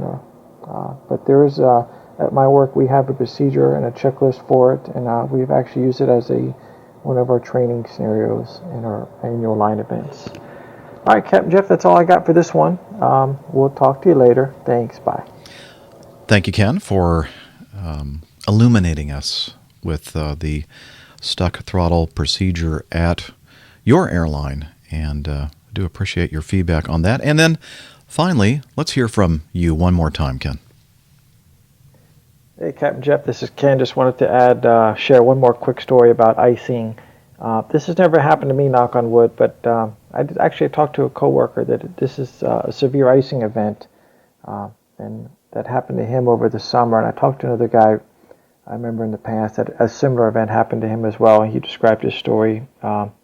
The outcome is very similar as well. But anyway, for the severe icing, I've never had it happen, but the 2 stories that I heard, they said when it happened to them, the ice actually started collecting on the N1 blades of the engine, and the vibration indicator, which normally doesn't display in the cockpit, will suddenly appear on the engine status page. And it said not only does it appear, but the two stories that I heard, they said it doesn't. It's not long before it actually it pegs the needle out, it buries it in the red, it goes off the chart basically. And the reason why I said I'm glad to say this never happened is both stories they told me. They said that it feels like the engine's going to fall off the airplane. It's just it's really, the whole plane is shaking. They said it's not a comfortable experience. You think you're gonna the engine's going to come apart or something. I guess that's as it starts slinging the ice. There is a checklist procedure. It's actually not under ice. It's actually under the N1 vibration checklist. But it does mention in there that's most likely the cause of what's happening. And surprisingly, it tells you to, of course, you turn on the continuous ignition switches to help prevent any possible flame out that might, that you could incur. That's always a precaution switch that we throw on in almost any situation anyway. But the other thing it says too is you push the throttles up. You got to leave those. They said do not pull the throttles back. You want to keep those engines spinning as much as you can. I guess one, to help sling the ice off, and two, if those engines are, if there's resistance again, you want to try to fight any resistance of those blades that are going against those blades. So you want to keep as much energy in the engine as possible. But and both outcomes and stories I heard, they said they followed the procedure, and eventually the ice slung free of the engine and it landed. I remember the one guy I talked to over the summer. He said when they landed, they actually did a bore scope down into the engine. Maintenance came out, and I got to give credit to Pratt & Whitney. No, I think it's GE that makes our engines. I forget. I have to look that up. Anyway, but he said the inspection was fine. The engine handled it. The plane I fly is the CRJ-200, which has the same engines, by the way, as the A-10 Thunderbolt, and then also that was used on the S-3 Vikings. I think the model number is a different variation, but basically the same. But they're built to withstand it, I guess. So it handled it, and he said maintenance signed it off and put the plane back on the line. But he said when it happened, though, he said it wasn't the most pleasant thing. It felt like the engine was going to come apart. But I've never had that happen. Hopefully it never will. And anyway, just wanted to share that last story with you on ice and Captain Jeff. We'll talk to you later. Thanks. Bye. Ooh, I hope it never happens to me. Thank you, Ken, for sharing that with us as well. Okay, well, now, yesterday I was recording the first part of this episode, and if you're listening to the audio or watching the video on YouTube, you probably don't know that it is now a day later, the magic of podcasting, and it is now Thursday morning, and yesterday afternoon, evening, I started doing a little bit more research and stumbled upon the, we were talking about that incident of a couple of flights on, I believe it was Saturday, about 5 days ago, where there was somebody tweeting on Twitter that there was a bomb. There were bomb threats made against Delta Flight 1156 and Southwest Airlines 2492. I think those are the right numbers. And they ended up, according to the story, NORAD scrambled some fighters from McEntire Air Reserve Unit in South Carolina, I believe, to join up with these airplanes. And so I found the live ATC audio that somebody had compiled.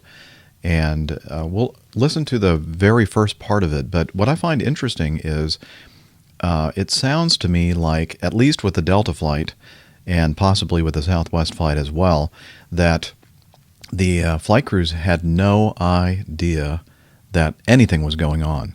So I don't know if you'll agree with me or not, but just let's take a listen to a little bit of this, and maybe you'll see what I mean. And Tower Delta 1156, sorry, just inside Java. Delta 1156, no problem, sir. Runway 28, wind 260 at 10. Clear the land, plan on exiting at Sierra Golf 4 for me, second high speed to the right. Okay, we're cleared to land. We'll plan on getting off the second high speed for 1156. Total 1156, taxi via right on Sierra Golf. Right turn, Sierra Golf, 1156. Total 1156, hold your position there, sir. We're working on a gate for you. Okay, 1156, we'll hold right here. Hey, ground, over the tower, Delta 1156. Total 1156, ground. Can you give us a heads up of what's going on? Yes, sir. They're looking for a gate for you right now, sir. We had a gate. Do you know what the problem is? Negative. Stand by 1 second. Let me ask my supervisor.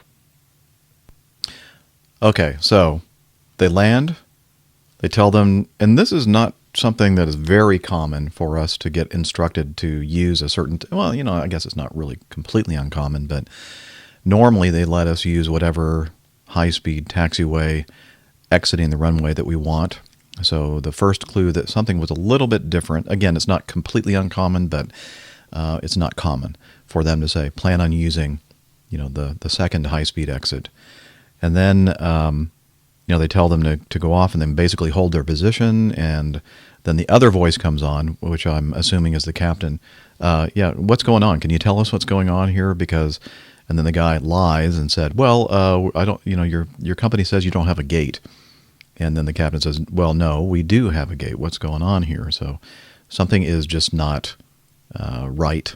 And let's continue a little bit more. That's what I mean by, had they known that they had this bomb threat via an alert to their ACAR system, or had they looked out their window and saw an F-16 fighter accompanying them on their flight, they may have thought, something is going on.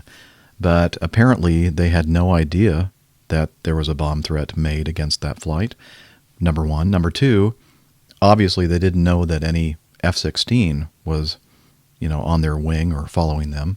And I'm not even sure if there actually was, because that seems to me something that we would notice, unless they were just traveling, you know, right behind us where we couldn't see them, because we don't have rear view mirrors. Anyway, let's listen to a little bit more. Double 1156. Go ahead, 1156. Yeah, double 1156. I'm not able to get enough information. If you want to, just contact your company. They should be able to help you out. And let me know when you're back on frequency, or if you can simultaneously monitor this frequency and I can contact your company, that'd be good too. Yeah, I'm on with you now. He's talking to him on the other right now. So yeah, I'm here with you right now. Okay, thank you, sir. Tower Delta 1156. Delta 1156, Tower. Yeah, just talked to the company. They told us what the problem was, and they weren't sure what you guys were planning on doing with us, either parking us remotely out here or finding us a remote gate somewhere else out by the terminal there. So we're just waiting to hear from either you or the company first, I guess. Delta 1156, roger, sir. We're going to hold you right there for a second, and we're working on that. We'll be right back with you, and we'll keep you in the loop as much as possible. Okay, so you see what I mean? Now all of a sudden the captain comes back on and says, okay, now I talked to the company, we know what's going on, and, you know, are we going to park in a remote area or what, you know? So that's why I'm thinking they had no idea that there was a threat made against the flight. Let me continue here. We appreciate that. No problem. As much as we can, you know. I understand. Tower Southwest 2492 is with you at Jabba. That's the next Southwest one. 2492 at Atlanta Tower, runway 28, wind 280 at 16, clear to land number 1. Clear to land runway 28, Southwest 2492. Attention all aircraft, fly away to Sector Departure Quebec, wind 280 at 16, Atlanta, altimeter 2988. Southwest 2492, plan on exiting at the end of the runway to the right, sir. Roll out to the end. Roll out to the end, Southwest 2492. That's not common. Southwest 2492, continue down to the end of the runway and turn right on Sierra Golf. Right on Sierra Golf, Southwest 2492. That's the parallel Southwest taxiway. 2492, hold your position there, sir. I've been advised they're working on a gate for you. Hold our position, 2492. Tower Delta 1156. Delta 1156, Tower. Yeah, I just wondered if you had any updates or anything that we can pass on to our dispatchers. Delta 1156, stand by. And Delta 1156, still working on some coordination for you, sir. Okay, copy, thanks. Tower, Southwest 2492. Southwest 2492, Atlanta Tower. Yes, sir. Someone we can discuss plans with. I understand it's not in CSA's hands. It's a local patrolling issue. I'm sorry, say again your last name? Yeah, we've been determined that it's a non-specific threat. Our company requested that we taxi to the gate to deal with the problem there. We're wondering if we can get a clearance to do so. Southwest 2492, I have your request. Stand by 1 second. Okay, this goes on for another, about 25 minutes. I'll put a link to it in the show notes if you want to listen to the whole thing. I actually didn't listen to the entire back and forth, but it goes on, and they end up having to wait for quite some time for Department of Defense personnel to show up, and that was the FBI. Well, the FBI actually gets involved, and they start talking with them, and they end up getting buses and deplaning the passengers and taking them to the terminal to do a full check of the airplane, etc. And I'm not quite as sure with the Southwest flight as I am with the Delta flight that the crews didn't have any idea that something like this was going on. So, and then now you're thinking, or I'm thinking, okay, what if I'm in this situation? We're parked. We just landed. We pulled off the runway. We're on a parallel taxiway. We're stopped, and so all the passengers are going, "What's going on? Why are we not moving?" You have to, first of all, you have to ascertain what the situation is as the flight crew. Then you have to start coordinating with your company, and then you have to start coordinating with the cabin crew to let them know what's happening. And then at some point, you're going to have to say, somehow, that there has been a bomb threat made on our flight. And now, you got to be careful because you're going to freak everybody out, possibly. So I'm not sure exactly, how this was all handled on the airplane. Maybe there's some cell phone video out there somewhere where somebody uploaded it to YouTube, and you can perhaps hear some of the announcements made. I haven't actually looked for that. Maybe I should look for that, and it'd be interesting to hear. Anyway, turns out that, of course, these were not valid threats. And also, last night, when I was doing a little bit more research on this, different news outlets were saying that in the last 5 days, there have been anywhere from 16 to 20 or more of these threats made upon individual flights. I mean, every day, Saturday, Sunday, Monday. I'm not sure about Tuesday and Wednesday, but I don't know, these are copycat, tweets or Twitter users, trying to have some fun with this whole thing or what. But you'll remember last year, I think that there was a tweet made against an American Airlines flight, and they actually tracked this young lady down. I think it was somewhere in the UK, and they actually arrested her, I think. So I'm sure that the FBI and other agencies are looking into tracking down the whereabouts of these people causing this disruption. But in every case, in the last 5 days or so, these threats made using social media were not valid threats. But you got to be careful. There may be an actual real threat made using social media, so you have to do all kinds of things to vet these threats. So anyway, I just thought it was worth mentioning that there was kind of an update to that. Again, I'll have the link to that live ATC audio in the show notes. Okay, moving on. This is from Josh in Nashville. He says, I've been reading about this gentleman, Bill Harrelson, who just completed a polar circumnavigation of the globe in a single-engine piston Lancer 4. Lots of interesting info on his Facebook page, ZQ Pilot. After being turned back by weather during his first attempt in 2013, he completed the trek on his second attempt, departing Kinston, North Carolina, not Kingston, Kinston, December 28th, 2014, and returning yesterday, January 21st. Of course, that was about a week ago. It's now the 29th. I know I get excited and inspired by endeavors such as this. I thought that some of my fellow APG community members might as well. I've attached the FlightAware track for his final leg. Looks like he flew until he ran out of north. From what I'm reading, that was 4,800 nautical miles and close to 26 straight hours of solo flight. Congrats to Mr. Harrelson. And you can, I'll put this link in the show notes, and the FlightAware graphic here basically shows him leaving North Carolina and just almost heading straight due north over the Canadian northern provinces, the Hudson Bay, the east side of it, heading up into the Arctic, and then back down over Alaska. Interesting. Okay, so I looked up the website and Facebook page and found out a little bit more information about Mr. Bill Harrelson, who is a retired airline pilot. Maybe that's what I'll do when I retire. No, I doubt it. Anyway, again, flying a modified Lancer 4 single-engine airplane, piston-powered, by a Barrett IO 550 engine. The airplane was modified to carry a long-range fuel load of 361 gallons.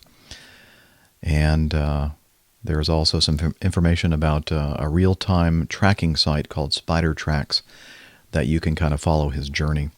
Again, he departed Kinston, North Carolina, to December 28th, and that,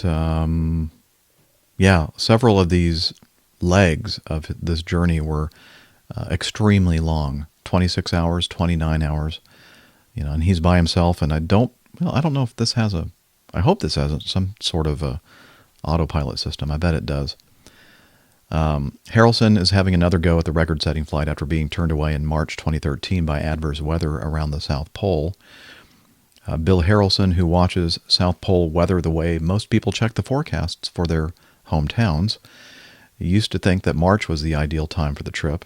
After the setback in 2013, and with the weather window closing by April on an unusually unfavorable season, he decided that late December might prove a better chance to avoid the potential threats of icing and unfavorable winds. Let's see, the reversal in 2013 wasn't the end of long-distance flying for Harrelson on that effort. His stateside return was accomplished with a 27-hour nonstop flight from the southern tip of South America to a landing in Key West, Florida. Harrelson was already the record holder of distance flown in the aircraft, having made a flight in February 2013 from Guam to Jacksonville, Florida. Wow, a distance of 7,051 nautical miles. And it only took 38 hours and 29 minutes. Holy cow. That is determination, my friends.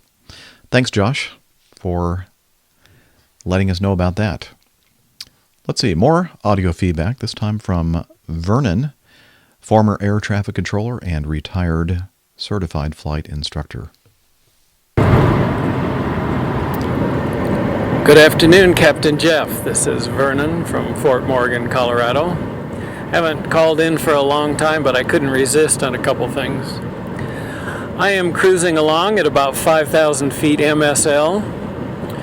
Regrettably, on the plains of northeastern Colorado, that means I'm on the interstate in a vehicle and not in an airplane. Long time ago, you had some interesting comments on call signs, and there were a couple that came to mind I've been meaning to call you about. I was an air traffic controller in the mid-'70s at Brackett Airport in Southern California, some of your old stomping grounds. And I remember a little Cessna would come through patrolling the power lines and telephone lines, and he used the call sign Telephone Patrol 83 Alpha. But I worked with another controller named Gary Heiner who had a sense of humor, and he never called the plane Telephone Patrol 83 Alpha. He just always called it Telephone Pole 83 Alpha. From Brackett Airport, I moved to Burbank, where Disney Studios had a Gulfstream 159, and its number was 234 Mike Mike. But as you can probably guess, they used the call sign 234 Mickey Mouse. So that's another one I would never forget. I would really love to be able to have that ringtone. One of the other listeners, particularly the attendant call ringtone, but I'm lacking in my technology expertise to get it. I was able to email it from my computer to the phone, hear it on the phone, but to make it with my app on my Samsung phone, to get the app to play it when the phone rings, I just wasn't able to do that. So if anybody has some short advice of that missing link, so when I get a phone call, it would ring the flight attendant call, that would be a lot of fun to have. I'm enjoying episode 150. We'll now go back to driving across the plains and listening to that. Thanks, as always, Captain Jeff, for your good and dedicated weekly shows and wins as appropriate. God bless. This is Vernon, retired CFI and former air traffic controller from Fort Morgan, Colorado. Watch out! Watch out for that bison on the road there. He's trying to drive and record and being distracted by his Samsung phone. Hey, Vernon, thanks for your feedback. Always appreciate it. Kind of missed that classical music in the background. But regarding the ringtone, thank you for sharing those stories about call signs. The ringtone, I can tell you what to do or how to do it with with an iOS device, but I can't with your Samsung, which I'm assuming is most likely an Android operating system. I know that on iTunes and iOS devices, you change the file type to M4A, I believe is the file designation. But you could probably Google that and find out how to do it with an Android phone. I don't think it's that difficult, but you have to do some manipulation with the file suffix, or is that what you call that? The file type, and then the phone will go, oh, that's a ringtone. Okay. So maybe somebody out there listening can send a link to me, and then I can forward it to Vernon in Fort Morgan, Colorado. Thank you, Vernon, for that. And Pilot Pip sent me some feedback. So let's see here. Let's see what he has to say. Hi there, Captain Jeff. It's Pilot Pop here. I'm Pilot Pip's evil twin brother. I know Pip only ever sends you feedback when he wants to shamelessly self-plug his own show, but I'm not doing that today. Actually, I wanted to give you some feedback on a story that you and Steph talked about on the last episode, and it was the story of the BA pilot in Dublin who apparently refused to vacate the runway because he wasn't ready for departure. And it caused quite a stir. I saw this clip on YouTube and I read about it on various pilot forums, and I don't think it was really fair, some of the criticism and flack he received. He was called arrogant, and people accused him of not caring what was going on around him. And I don't think that's the case, and I don't think it was fair criticism at all. Now, I don't think really that either one of them, the controller or the pilot here, covered themselves in glory with this little incident. But I do think there was more to the story than perhaps was we were led to believe. Now, we didn't hear the full audio clip. There was obviously something else had happened before he was at the holding point. But you and I know that when you reach the holding point and you say you're ready for departure, that's not the end of the story. Once you're cleared to line up, then there's another checklist that you have to follow. At least at my airline and every other airline that I have knowledge of, you then have a lineup checklist, which typically consists of perhaps 6 or 8 challenge and response items, things like turning on the TCAS, making sure that you have your airframe and engine anti-ice set to the appropriate modes. Perhaps your air conditioning packs need to be set in the correct configuration. External lighting, this kind of thing. And it's a challenge and response, and it takes not very long, but it might take 20 seconds to complete. And it is, crucially, a safety critical item that needs to be completed correctly. So I think the case here in Dublin, he'd reported ready, and as he was lining up, they were trying to complete the lineup checklist, but unfortunately they were prevented from doing so because this controller kept interrupting to give them a bit of a bashing, to give them a hard time. So I think he was well within his rights to say to her, as he did, stand by, and he said stand by 3 times, and that's fine. I have no problem with that.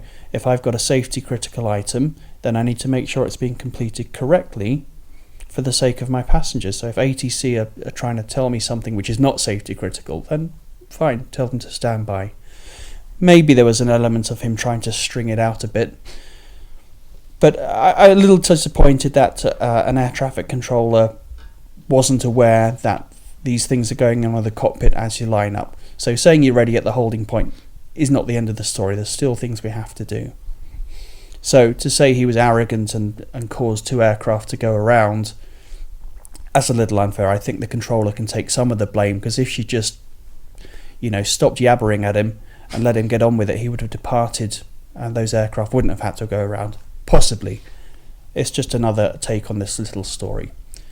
So I didn't want people to think that this sort of thing was going on, because, it's not fair criticism at all. Anyhow, that's it from me. Love the show as always. Keep it coming, and talk again soon. Cheers. Well, thank you, Pilot Pop. You're Pilot Pip's evil twin. So I thought, maybe let me listen to this again with a different perspective. 845, there's traffic behind you waiting to depart. If you're not ready, I'm going to bring you onto the runway to vacate up 34. Okay, just a point of order, we'll just wait for the cabin to be ready. It takes about 2 minutes from the time that I told the gentleman before. Okay, you need to enter runway 28, please. Turn right onto runway 34 to vacate.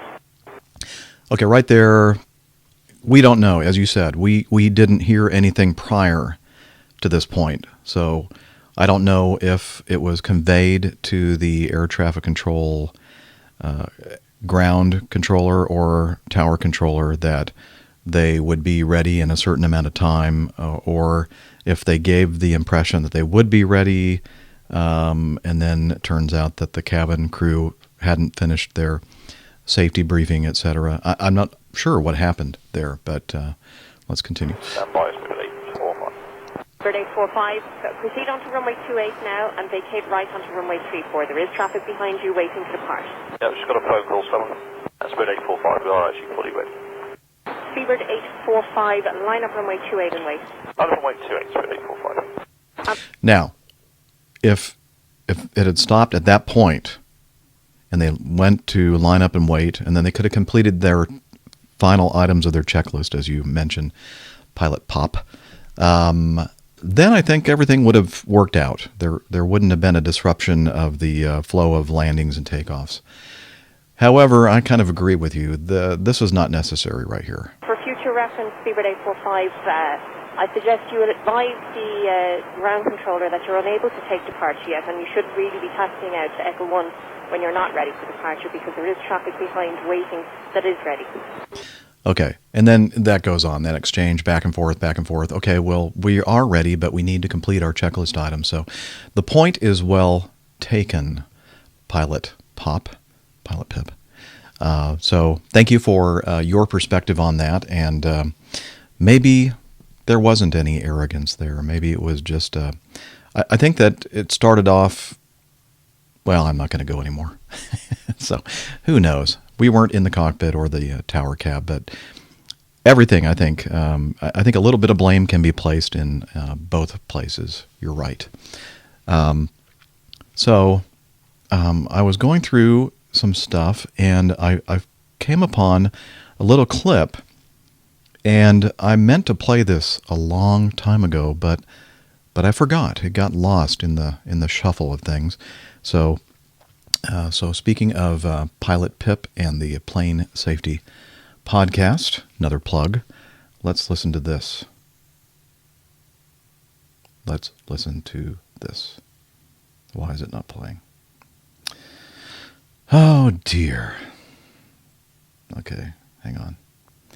Something is stuck in my audio player. Huh. Why is it doing that? Well, that's not good. Here, let me see if I can bring it over here. Stand by. Technical difficulties.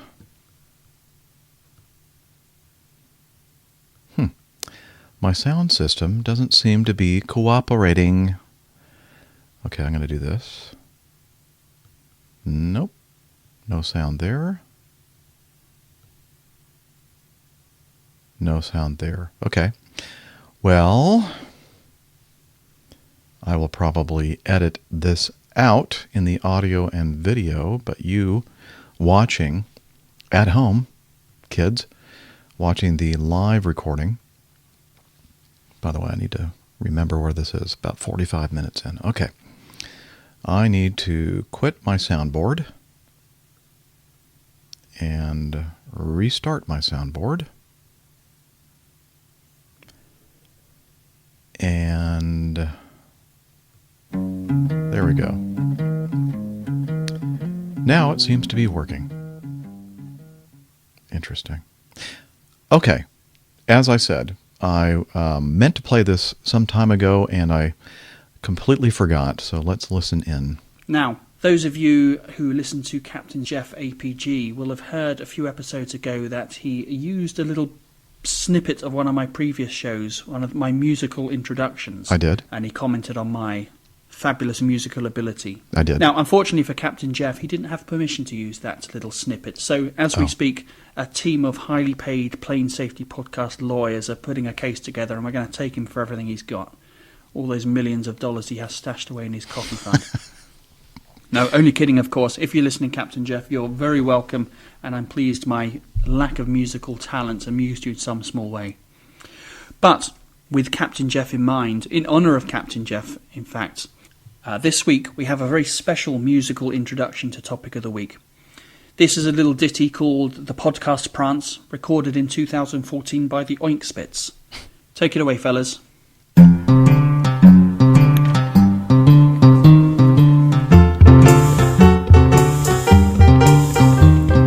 I like podcasts, I like APG, I like Carlos and Simon and UKPT. There are many others like the Airplane Geeks, but only Plane Safety has Topic of the Week. Wow, that's good.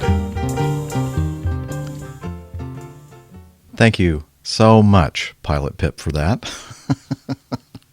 Maybe I need to replace my Java Jive with that instead. No, I don't think so. So anyway, Pilot Pip, the host of the wildly popular Plane Safety Podcast, and you can find it over at planesafetypodcast.com, I think. And by the way, and that was like on episode number 7, I think, 6 or 7, October of last year. And I just was listening to the recent episode where he had an interview, a Skype interview with Carlos, who used to send in audio feedback on a regular basis to this show, but now he has his own show. He and Simon do the Plane Talking podcast, Plane Talking UK podcast, something like that. I'll have the link in the show notes. And it's a fabulous podcast talking about aviation from mostly a passenger point of view. Simon does some great talk about military aviation, and they they talk about year round, but especially coming up very soon, the air show season over in the UK. And they attend a lot of air shows and talk about all the things that they've seen, etc.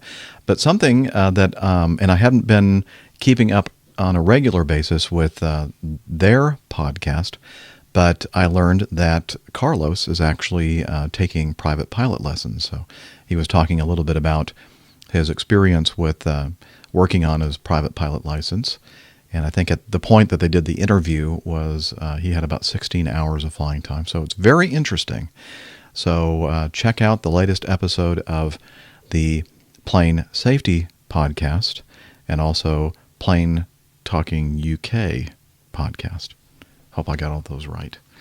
So check out those guys. You know what? It'd be fun to do, guys. Simon, Carlos, and Pip. We should do a Google Hangout together and record that. That'd be a lot of fun. Not sure what we'd call that, but it would be fun nonetheless. Okay, so moving on with Mark. And actually somebody just today, I think, or yesterday, today, actually. Let's see, who was this? Thomas. Where are you, Thomas? Does it say? Thomas Richter also sent me a heads up about this, but Mark did this about 5 days ago. And he says, really? And so he has a link to an app that calculates your flight's chances of crashing. And the name of the app? Am I Going Down? Wow. Okay. So I checked it out, and I think it's like 99 cents on iOS. A new app called Am I Going Down? ? Calculates a plane's chances of crashing in an effort to put apprehensive passengers at ease. Now, I'm not really sure that this is the app to do that, actually, but maybe this will help. I don't know. But I find that a lot of people that have anxiety about flying aren't really that impressed with statistics. You know, the old thing, well, you know, it's a lot more dangerous to drive in a car to the airport than it is to fly on the airplane that you're flying to go wherever you're going. Well, that is true. But for those of you out there who suffer flying anxiety, does that really help at all? Probably not, because this fear that you have or anxiety you have about flying is not necessarily a rational fear. I mean, stats kind of appeal to our rational thinking, but this fear or anxiety that we have is not always, the part of our brain that is rational. But anyway, if you think this might help, you might want to check it out. Again, it's Am I Going Down? Am I Going Down? It's on the App Store, and as I said, I think it's like 99 cents. And so you can go through and you can put in your route and your airplane and the airline, and then it will give you the astronomically tiny chance that you could possibly be involved in an accident based on statistics and history. What was I going to say? Something tickled my brain when I was talking about, driving to the airport. Again, and you've heard me mention this many times before, I continue to see, and I don't really say anything about it because I don't want to be, that guy, but I look around in the transportation vans that we use, either the hotel's van or transportation that we've contracted with, or airline has contracted with to take us from the airport to the hotel and back. And I look around, and most of these vehicles, I'd say 99% of the time, have seat belts installed. They don't always work, but they do have them. And I look around again and do a little bit of a survey silently and see how many are wearing their seat belts. I'd say probably 90% of the time the driver is, which is good. I expect that. And then probably 50% of the time my fellow pilot riding with me is wearing his or her seatbelt. And then about 10% of the time, I'd say, flight attendants, the cabin crew, are wearing seatbelts. Maybe one of them, 1 out of 3 or 4. And but more often than not, it's usually just the driver and me wearing a seatbelt. And I'm thinking, Why? Why is it that people think that there is no danger, that we're somehow protected by this bubble of safety in a van? And every time I ask them, I said, well, when you get in your own car, do you wear your seatbelt? Oh, yeah. I never go anywhere without putting my seatbelt on in my car. Then why aren't you wearing it now? Aren't you the same person that goes around and like bitches at people if they're sitting in their, excuse me for that word, complains to people that they're sitting in their airline seat and they don't have their seatbelt on when the seatbelt light is on? Maybe that's what we need. We need in these vans to have a light in the overhead panel saying seatbelt on or whatever. Okay, enough ranting. I'll step down from my soapbox. Thank you, Mark, and I've already forgotten Thomas for making me aware of that app. Jack writes, after having listened to episode 151, I couldn't help but chuckle to myself after listening to the feedback regarding the United 747 at San Francisco bound for Hong Kong. I personally think that it is quite funny that a flight crew that is so senior, I think he's talking about a cabin crew, that is so senior and has probably been exposed to many pranks along their career, raised such a stink about some writing in the dirt on the back of the aircraft. While I understand that practical jokes hinting towards terrorism or accident should not be taken lightly, I do not think that the writing could have been a threat to the security of the flight. One idea I thought of after some time considering the event was that maybe a line mechanic or someone was writing the words, since that particular type of aircraft is starting to be retired from the main airlines in America that use that aircraft. I do think, however, that nothing can be taken too seriously in this field of public air travel, or just aviation in general, since there is so much to lose. This got me thinking about the bomb threat in Atlanta yesterday, January 24th, about 30 miles from where I live. The airlines received tweets saying that there were bombs on the planes and that they acted on those tweets. I'm not saying that they shouldn't have, but nothing can be taken too seriously in the aviation field. Sorry for repeating myself. Well, sometimes you have to repeat yourself, Jack. Sorry for the long feedback. Wish you clear skies, tailwinds, and the right phases of flight and no delays. Thanks for all the time you put into the show, and I speak on behalf of all the APG listeners. It is greatly appreciated, Jack. Well, thank you, Jack, and it's greatly appreciated that you listen to my spewing of whatever. I do appreciate all of you. I really do.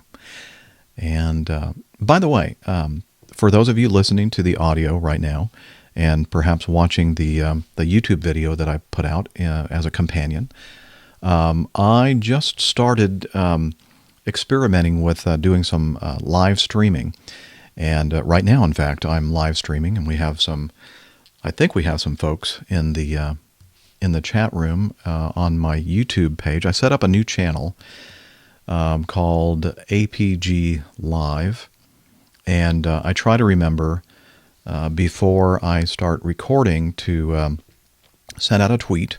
Right now we have 11 people watching. We have some people talking in the chat room, which is very cool. And my idea was not necessarily to have this live thing going on in the background for all of my shows being recorded, but I thought, well, why not? I mean, I have the capability of doing it, so why not turn the darn thing on while I'm recording live? You get to see all the foibles and all the behind-the-scenes stuff going on. But I really was planning on just having the ability to occasionally, like I'm in the hotel room and I'm working on something, and just turning it on and just kind of interacting with you, the community. So again, the YouTube channel is, I made a separate channel so that I don't junk up the regular channel that I use for my YouTube videos. And it's called APG space live exclamation point. I'll put a link to it in the show notes. And that will be the channel where I'll put all of the live recordings. And I'm not going to do anything to them. I'm not going to edit them.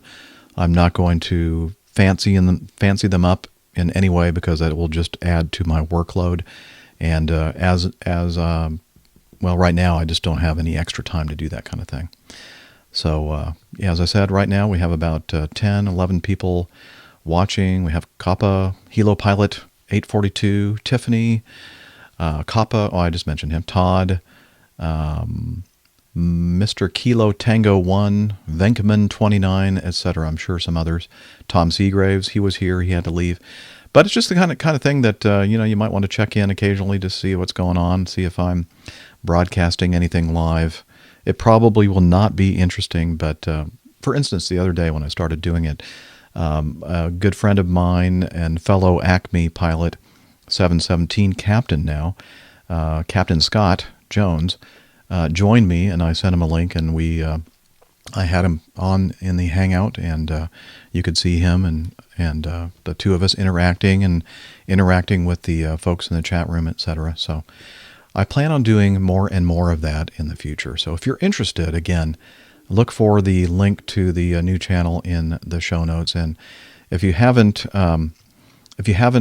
subscribed to my Twitter feed or follow me on Twitter, it's Airline Pilot Guy. I'll usually put out a tweet on that, and also my Facebook page, Airline Pilot Guy, all one word. So there you go. So now to move on, let's. Sport Pilot Dave sent me a very short feedback, and the subject line is Maui Kahalui, and then he puts in the subject or in the message field OGG, and that was because Dr. Steph and I were wondering what is the identifier for Kahalui Maui. And sure enough, Sport Pilot David came through and told us it's OGG. I used to know what that meant, but I've already forgotten. That little bit of memory in my brain has already been overwritten with something else, apparently. All right, Devin writes, interesting story. And the title of this article is, Why is United Airlines suing a 22-year-old? This is from CNN Money, December 31st, 2014. Patrick Gillespie. A young computer whiz from New York City has launched a site to help people buy cheap plane tickets. But an airline company and its travel partner want to shut him down. United Airlines and Orbitz filed a civil lawsuit last month against 22-year-old Akhtarer Zaman, who founded the website skiplagged.com last year. That's SKIP, skiplagged, LAGGED.com. I don't know if it's still operating now or not. You can check it out yourself. The site helps travelers find cheap flights by using a strategy called hidden city ticketing. The idea is that you buy an airline ticket that has a layover at your actual destination. Say you want to fly from New York City to San Francisco. You actually book a flight from New York to Lake Tahoe with a layover in San Francisco, and you get off in San Francisco without bothering to take the last leg of the flight to Lake Tahoe. This strategy only works if you book a one-way flight with no checked bags, because the flight is going to Lake Tahoe. If you checked your bag, that's where your bag's going to be, unless you want to make a trip up to Lake Tahoe. It's not like these tickets are the cheapest all the time, but they often are.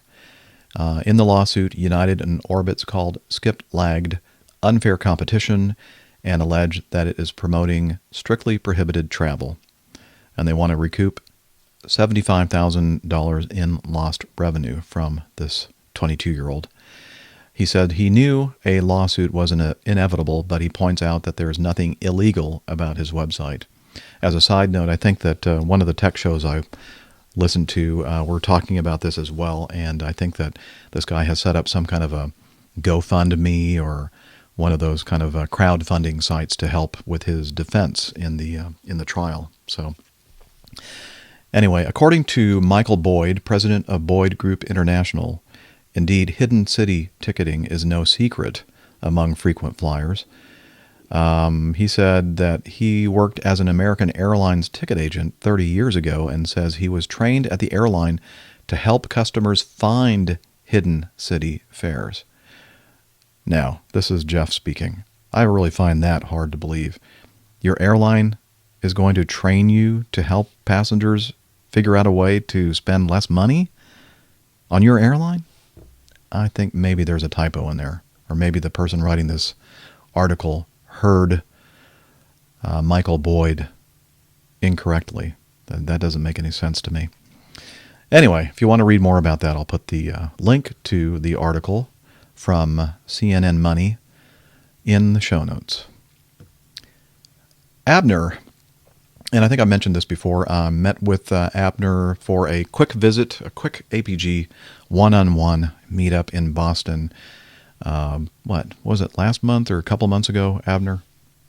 Anyway, he's a mail carrier in Boston, and he joined me for a beer, and I don't think he had one, though. I don't think he drinks, at the McCormick and Schmick's in the same building that the Park Plaza Hotel is in Boston. And got to meet with him and enjoy a little bit of time talking about aviation. And he sent this to me. Also, Mark at Flight Level 330 sent this as well. Hello from Boston again, Captain Jeff. Here's a video of a Cirrus landing off the coast of Hawaii when there was an issue with the ferry tanks. The CAPS, which stands for the Cirrus Airframe Parachute System, deployed, and we can see it landing in the water from a Coast Guard helicopter. If you don't hear from me in a week, send out a search party to look for me under the 80 feet of snow we were getting this later this evening. Yeah, so he sent this to me a few days ago, January 26th. Yeah, I guess they got a lot of snow, but not quite as much as they thought they were going to get. But so I hope everything is okay with you up there, Abner Bonilla, in Boston. Okay, so he sent me a link to this. I'll put a link to the YouTube video in the show notes.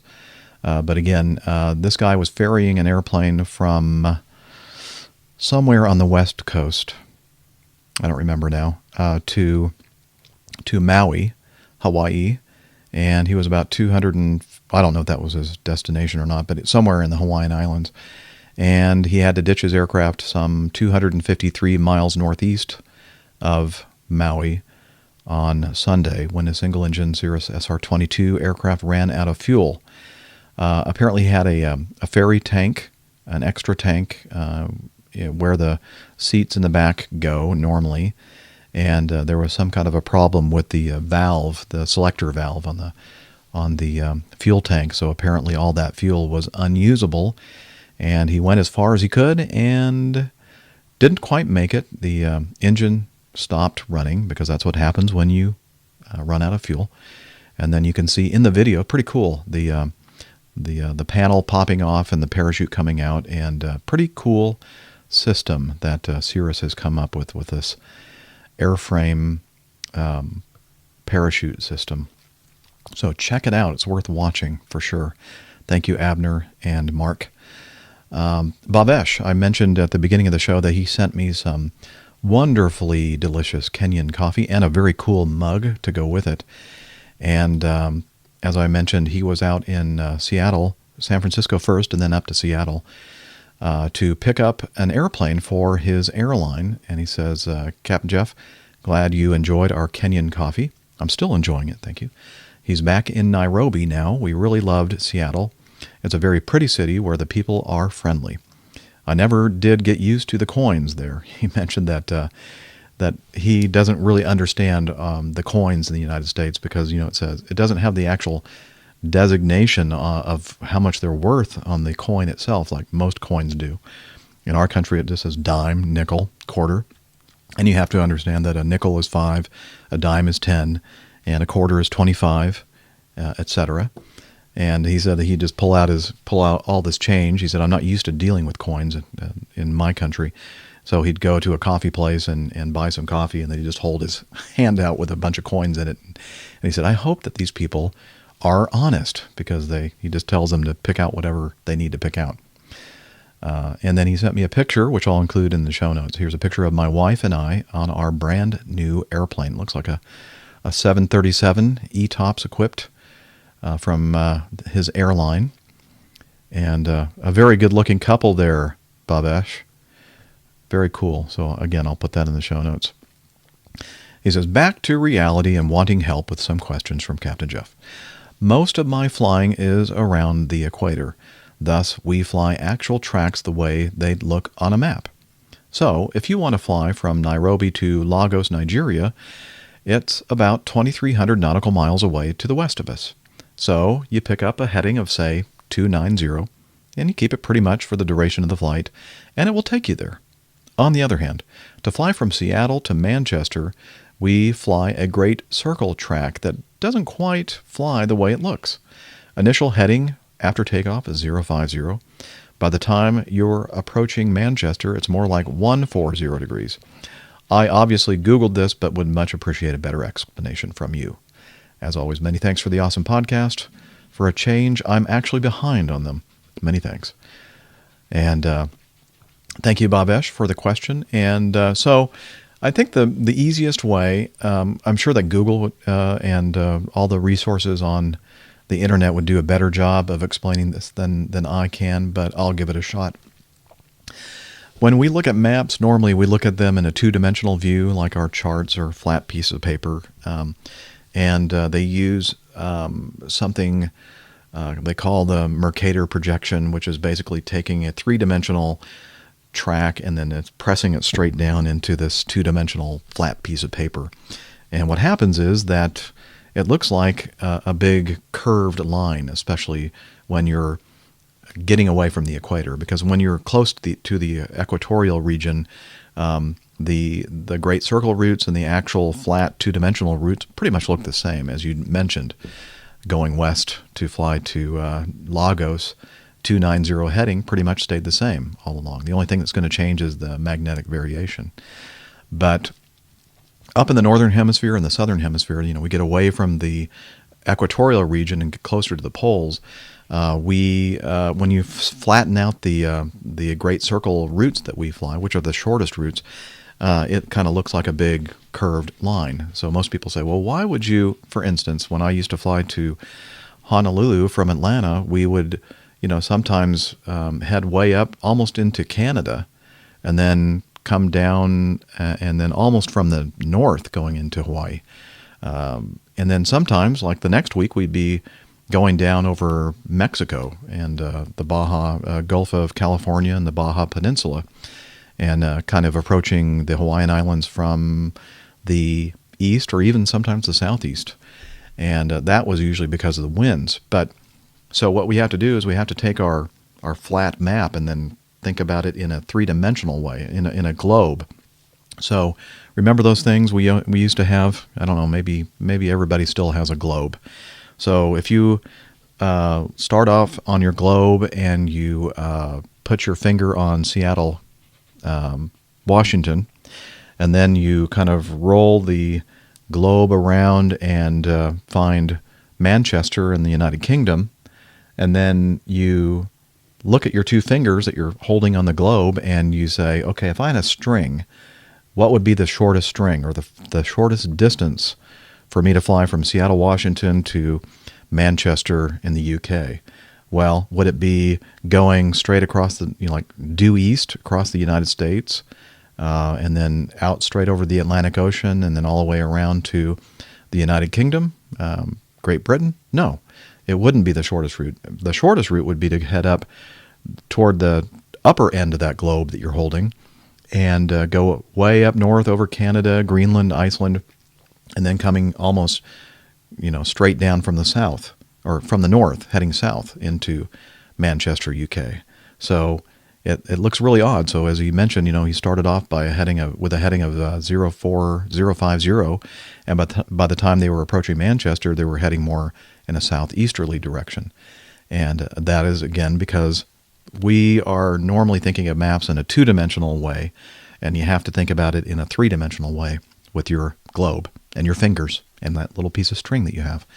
And you'll find that the shortest piece of string that you can come up with, the shortest route, would be that route that takes you up toward the top of the globe, toward the North Pole, and then back down. So I hope that made some sense. I gave it a shot anyway. Thanks again, Bhavesh, for the coffee and for your participation in the Airline Pilot Guy community. Rick sent this to me, Rick Ruiz, the 777 first officer, and he said, I believe you mentioned this is the EFB technology that Acme uses, which is the Surface 2 RT, and he sent me an article to Computer World, And the name of the article, or the headline, is "All Signs Point to the Demise of Microsoft Surface 2 Tablet." Looks like Microsoft is getting rid of that technology and the ARM architecture, the type of chip that they have in it, and Windows RT, the operating system, which is an offshoot of Windows 8. Yeah, sure looks like it. In fact, I think that a lot of people would have said, even before Acme decided to use these things, that it looked like the end of the line was coming soon with this thing. So what does that mean for us at Acme and our electronic flight bags? Well, I think we'll have these things for another couple of years at least, because I think it's like a 3-year lease that we have with Microsoft. And I'll bet that when it comes time to upgrade our electronic flight bags or our tablets, we'll end up getting, I'm guessing, probably a Surface Pro, which is another tablet that Microsoft makes, but it's actually a full-blown real Intel chip in it, and actually runs a real Windows 8 operating system. So that's my guess. So I'm not too worried. Thanks, Rick. Luke sent a link to this very cool YouTube article, and he's in Australia, by the way. He says, something a little different that I would love to try, a full-size glider winch. And so check out the video in the show notes that Luke sent, and it is very cool. Basically, some folks that I think do have a YouTube channel, and they mostly deal with radio-controlled model aircraft and that kind of thing, but I guess they were invited by some company to come out and ride in their real glider, and they use a winch to launch the thing. It's very, very cool. So beautiful photography. So please check that out. Thank you, Luke. Dispatcher Greg just sent a quick piece of feedback here. It says, please thank Dispatch Mike for his very detailed answer. He's a very busy man over at Acme, and I appreciate the time it took for him to answer the question. Have a great day. So, Dispatcher Greg and Dispatcher Mike, the two of you, shaking hands, saluting, congratulating, etc. There you go. Let's see, what is this? Ross in England sent me an article about drones, and you know what? I don't know if... Oh, you know what? This actually came in after I started recording. So let me do just a quick little peek at this article from BBC.com. Oh yeah, it deals with something we've already talked about in the show, the drone maker DJI, with the firmware upgrade, which will hopefully keep the DJI, I don't know why I want to keep saying DJI Phantom and other drones that they make from flying into restricted areas such as Washington, D.C.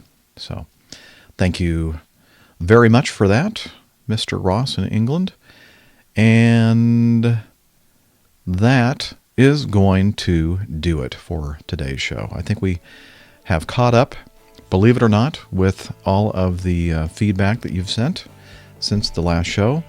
Again, thank you to all of you who have contributed to the Airline Pilot Guy show, the Coffee Fund. If you'd like to do so, head over to I wish I could get the APG.com website, but that URL is gone, long gone. So airlinepilotguy.com/coffee if you want to check out the Coffee Fund. And as I mentioned before, if you're watching the video on YouTube, head over to airlinepilotguy.com. Check out the show notes. A lot of links and stuff and pictures that I talked about on today's show are right there. And other information about ways you can listen to the show and get involved in the Airline Pilot Guy community.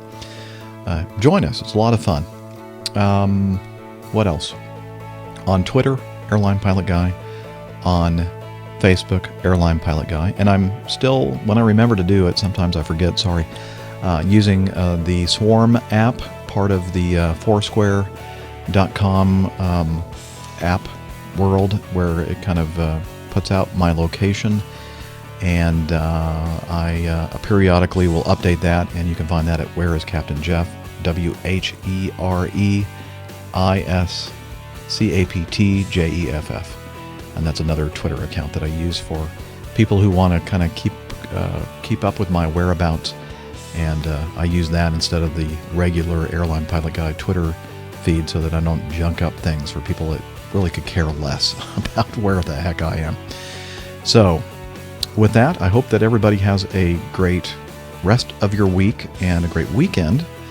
And until next time, wishing you clear skies, unlimited visibility, and tailwinds. Take care and God bless.